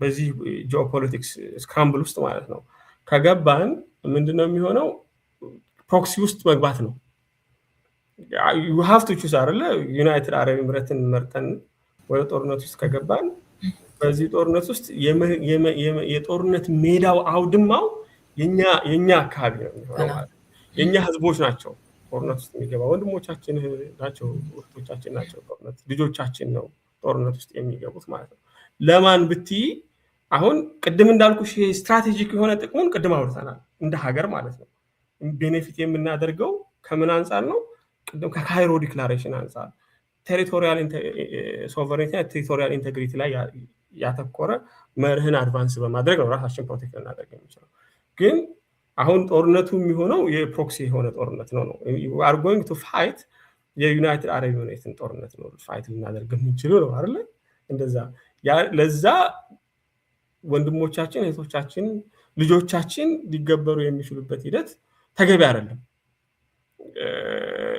ገብሻ እንዳውም ይሄ ጂኦፖለቲክሱ እጅግ በጣም ኮምፕሌክስ የሆነ መምጣቱ ኢትዮጵያን በጣም ኮንሺየስ እንድትሆን ነው ሊያስገድዳት የሚገባው ይሄ በቃ እንትን ብላ ምንድነው ውሳኔ ወስና ቶሎ ሃርሽ የሆነ ውሳኔ ወስና አንድ ሳይድን ወግኖ ወደዛ ፕሮክሲ የሆነ ጦርነት ውስጥ መግባት ሳይሆን ወጣ ብሎ የራስን ጥቅም አንፃር ማየት ነው የሚጠበቅባት ማለት ነው። ቅድም የጥቅሙን ነገር ቅድም አውርተነዋል ልጅ ነው። ይሄ ጂኦፖለቲክሱ አሁን ላይ ባለው ነባራዊ ሁኔታ ሚድል ፓወርስ የምንላቸው መጥተዋል አይደለ? ቅድም የጠቀስናቸው ዩናይትድ አረብ ኤምሬት ሚድል ፓወር ነው፣ የጦርነት አውትካምን ዲተርማይን ማድረግ የሚችል ማለት ነው።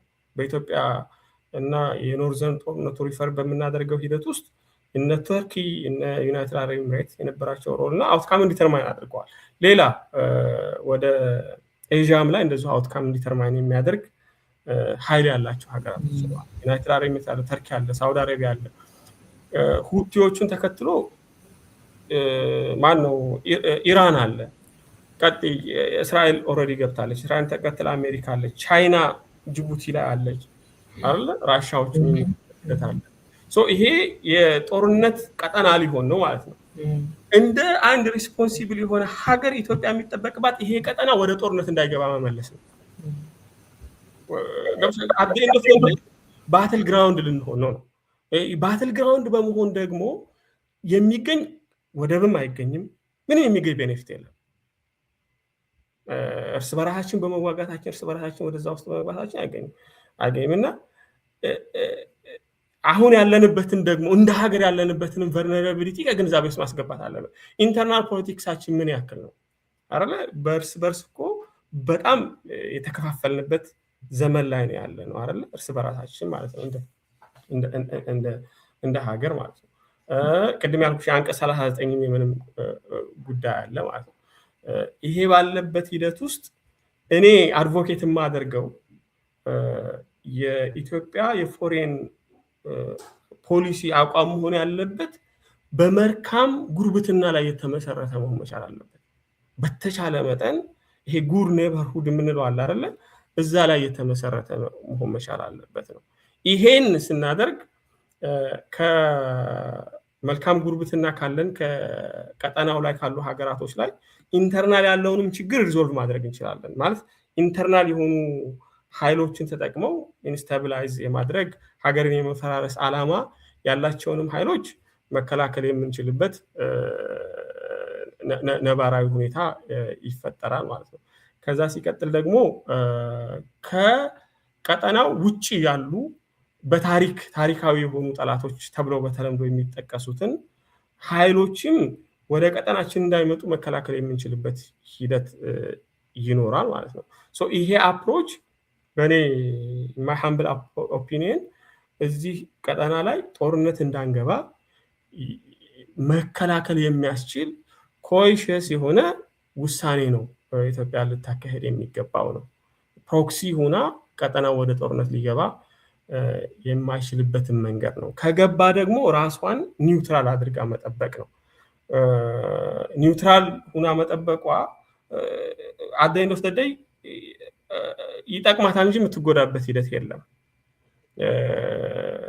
ራሷን ታበለጽጋለች፣ ኢኮኖሚካሊ ታበለጽጋለች። ለጦርነት የምታወጣው ስፔንድ የምታደርገው ወጪ የለም። ጠንካራ የሆነች ኃይል እየሆነች ትወጣለች። ከዛ በኋላ ዋንስ ይሄ ደካማ የሆነ ኢንተርናል የሆነው ችግሩን ሁሉ በጠቅላላ ከፈታ በኋላ ቨልነራቢሊቲዎቻችንን እና ቀዳዳዎቻችን በጠቅላላ ከደፈን በኋላ ጠንካራ ሆነን ከወጣን ፓወር ፕሮጀክት ማድረግ እንችላለን። በቀጠናው ላይ ሶማሊም ወደኛ ሀገር እኛ ስቴብል ከሆን ሀገር ከበለጸግን እና ኢኮኖሚካሊ ዲቨሎፕ ካደረግን ነገ ከነጎዳ ሶማሊያም እኮ ሶማሊላንድ ሶማሊያ እኮ ፈልጋ ወደኛ ልመጣ የምችልበት ነባራዊ ሁኔታ ሊፈጠር ይችላል። ወደ ሪጂናል ኢንቴግሬሽን ላይ ብዙ ከሰራ ነው። ኤርትራውም እንደዛው ነው። እኔ this is how I see እንትን ማለት ነው። እኔ ራሴን I consider myself realist honestly speaking ማለት ነው። እኔ ሪያሊስት ነኝ ብዬ ነው የማስበው። ግን ደግሞ አሁን ሪያሊስት ስኩል ኦፍ ቶት ላይ በቃ የሰዎችን የአካባቢሽን የቀጠናዎችን የጎረቤትሽን ቀዳዳዎች በመጠቀም የናሽናል ኢንተረስትሽን አድቫንስ የምታደርጊበት ናሽናል ኢንተረስትሽን የምታስጠብቂበትን ሂደት ምናምን የሚያስብ አይነት ስኩል ኦፍ ቶት ነው።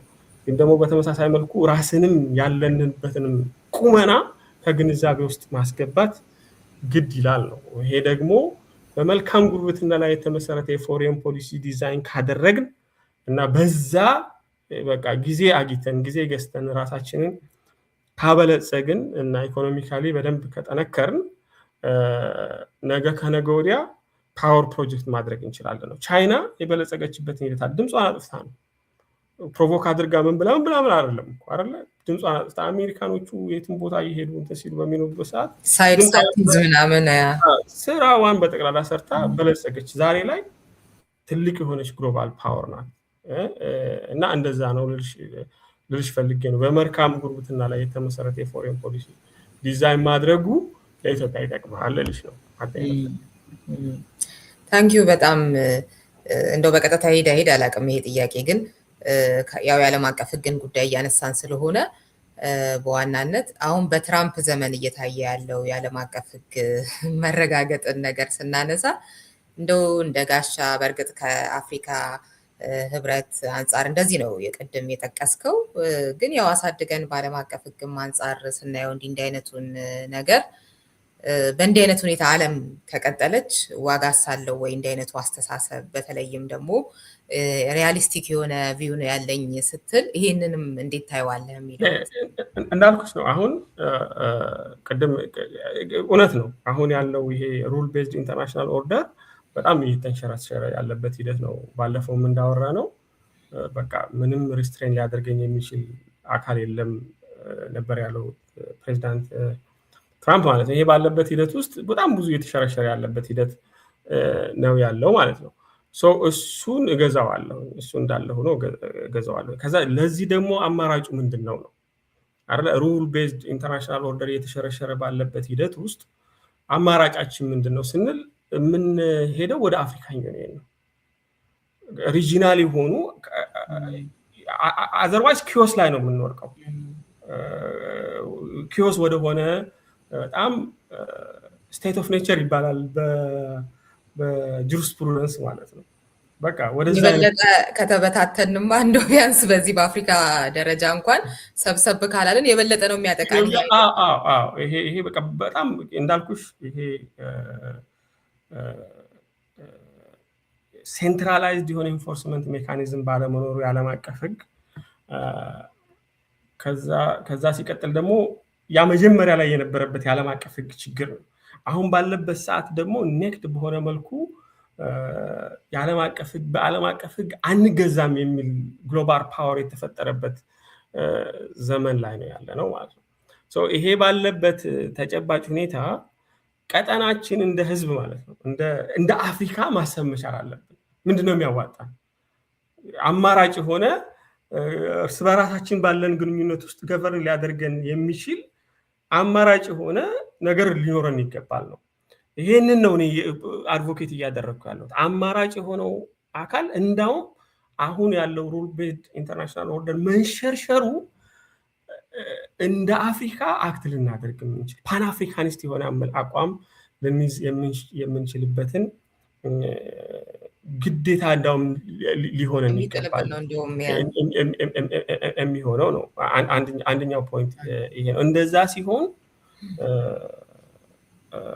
ከግሎባል ፓወሮች የሚመጣውን አሁን የዓለም አቀፍ ሕግን አናከብርም የሚል አቋም ያላቸውን ግሬት ፓወርስ ማለት ነው እና አሜሪካን ምናምን ሬዚስት ልናደርግ የምንችለው በተናጠል እንደ ኢትዮጵያና እንደ ሶማሊያ እንደ ጅቡቲና እንደ ኤርትራ ሳይሆን እንደ አፍሪካ ሆነን ነው ሬዚስት ልናደርጋቸው የምንችለው ማለት ነው። ይሄንን ደግሞ እኛ መጀመሪያ መስራች ከመሆናችን አንጻር ሀገራቶች በጠቅላላ ቅኝ ግዛት በነበሩበት ዘመን ሀገር ከመሆናችን አንጻር ዳት ሪስፖንሲቢሊቲ ነው።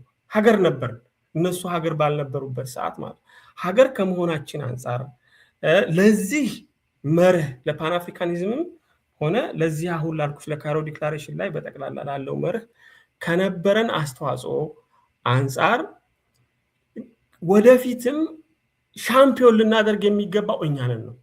ይህንን ለሌላ ለማንም ልንተው የምንችለው አይነት አይደለም ነው። እንደዛ ስንሆን ነው የግሎባል ፓወሮችን ሬዚስት ልናደርጋቸው የምንችለው ነው። አንደኛው ነጥብ ይሄ ነው። ሌላኛው ደግሞ የኔ አናሊሲስ ቅድም ለመጥቀስ እንደሞከርኩት የኔ አናሊሲስ ፒውርሊ ኖርማቲቭም አይደለም። አሁን እንደምናወራው ማለት ነው ሪያሊስት የሆነ አናሊሲስ ነበር ሲሰጥ የነበረው። ምንድነው የምንጠቀመው አልኩ አይደል? የምንጠቀመው ምንድነው? ይህንን ነገር በማድረጋችን የምንጠቀመው ነገር ምንድነው አልኩ። የምንጠቀመው ነገር አንደኛው ይሄ የግሬተር ሶማሊያ የምንለውን ነገር ማስቀረት ነው። ሁለተኛው ደግሞ የባህር በር ማግኘት ነው። ከዛ በተጨማሪ ደግሞ በተመሳሳይ መልኩ ደግሞ ምንድነው የምንጎዳው የሚለውን ነገር አየን። ኮስት ቤኔፊት አናሊሲስ ሰርተን ከመርህ አንጻር ብቻ ሳይሆን ኢቭን ከራሳችን ከኮስት ቤኔፊት አናሊሲስ አንጻር በሪያሊስት ስኩል ኦፍ ቶት በትክክል ኢንካልኩሌት ካደረግን እንደ ስቴት ራሽናል አክተር እንደመሆናችን አንጻር ከዚህ ነው ልንጠቀም የሚችለው። የዓለም አቀፍ ህግን ወይም ደግሞ የአፍሪካን ቻርተር እና አፍሪካን ዩኒየን ላይ ያሉ ህጎችን እንደ ኢንስትሩመንት ተጠቅመን ራሳችንን እንድንከላከልበት የምንችልበትን መንገድ ነው። ከጎረቤታችን ላይ ጥሩ ግንኙነት በመስረት በዚህ ሂደት ውስጥ ደግሞ አቅማችንን ማጎልበት ነው። አቅማችንን ካጎለበትን በኋላ ደግሞ ፓወር ፕሮጀክት ማድረግ የምንችልበት። ቻይና ሞስት ሪያሊስት ስቴት ናት አይደለ? ግን ደግሞ በተመሳሳይ መልኩ ከማንም ጋር ፕሮቮክ አድርጋ አታውቅም። አሁን ላይ ግሬት ፓወር ሆናለች። ጥሩ የሆነ ግንኙነት ፈጥራ ድምጿን አጥፍታ አድጋ ዛሬ ላይ ፓወር ፕሮጀክት ማድረግ የሚችልበት ነባራዊ ሁኔታ አለ ነው። እና እንደዛ አይነት አፕሮች ነው እኛም ልንከተል የሚገባው። አናሊሲሱ ሁለቱንም ያካተተ ነው። በጣም ነው የማመሰግነው። በመጨረሻ ሳልል ባላልፈው የምትለው መጨመር የምትፈልገው መረጃ ወይም መልእክት ካለ መድረኩ ክፍት ነው። አይ ቲንክ እኔ ማለት የምፈልገው ነገር በብዛት ብያለሁኝ። ግን በቃ ያንኑ ሪትሬት የማደርገው ነገር ቀጠናው በጣም ወደ ይሄ አንቻርተርድ ቴሪቶሪ የምንለው አለ አይደለ? በቃ በጣም ወደ አልተፈለገ አቅጣጫ እየገባ ነው ቀጠናው በጠቅላላ ማለት ነው። ብዙ ሚድል ፓወርስ፣ ግሎባል ፓወርስ፣ ግሬት ፓወርስ እየገቡ ያለበት ሂደት ነው ያለው እና በቃ በጣም ሜጀር የሆነ የፎሬን ፖሊሲ ያስፈልገናል ነው። ኤጌን በመልካም ጉርብትና ላይ የተመሰረተ የፎሬን ፖሊሲ አሁን ባለው ነባራዊ ሁኔታ እኛን ተጠቃሚ ያደርገናል ነው። ነገ ከነገ ወዲያ ፕሮክሲ ጦርነት ውስጥ ራሳችንን ማስገባት ወደ አልተፈለገ መቀመቅ ውስጥ ነው የሚያስገባን፣ ይጎዳናል እንጂ የሚጠቅምበት ሂደት የለም እና ከዚህ አንጻር የምናደርገውም የፎሬን ፖሊሲ ሁኔታ ከዚህ አንጻር የተቃኘ መሆን አለበት ነው። ሪዮቴ በጣም ነው የማመሰግነው ማሜ። እኔም በጣም አመሰግናለሁ ሪዮቴ። አድማጭ ተመልካቾቻችን ከዶክተር መሐሙድ ተኩያ ጋራ ያደረኩት ቆይታ ይህንን ይመስል ነበር። በሌላ ፕሮግራም ከሌላ እንግዳ ጋር ቆያችኋለሁ። እስከዚያው ሰላም። ምንጊዜም ሚዲያ የዕለቱ ጉዳይ ከመጽሐፍት ገበታ፣ ከአድማጮች መድረክ መስታወት፣ የቅዳሜ ወጎችና የተወልደ እንግዳ መደበኛ ዝግጅቶቻችን ናቸው። 703-475-6309 ስልካችን፣ ምንጊዜም ሚዲያ @gmail.com የኢሜል አድራሻችን ነው። ሰብስክራይብ በማድረግ ቤተሰብ ይሁኑ። ምንጊዜም ኢትዮጵያ።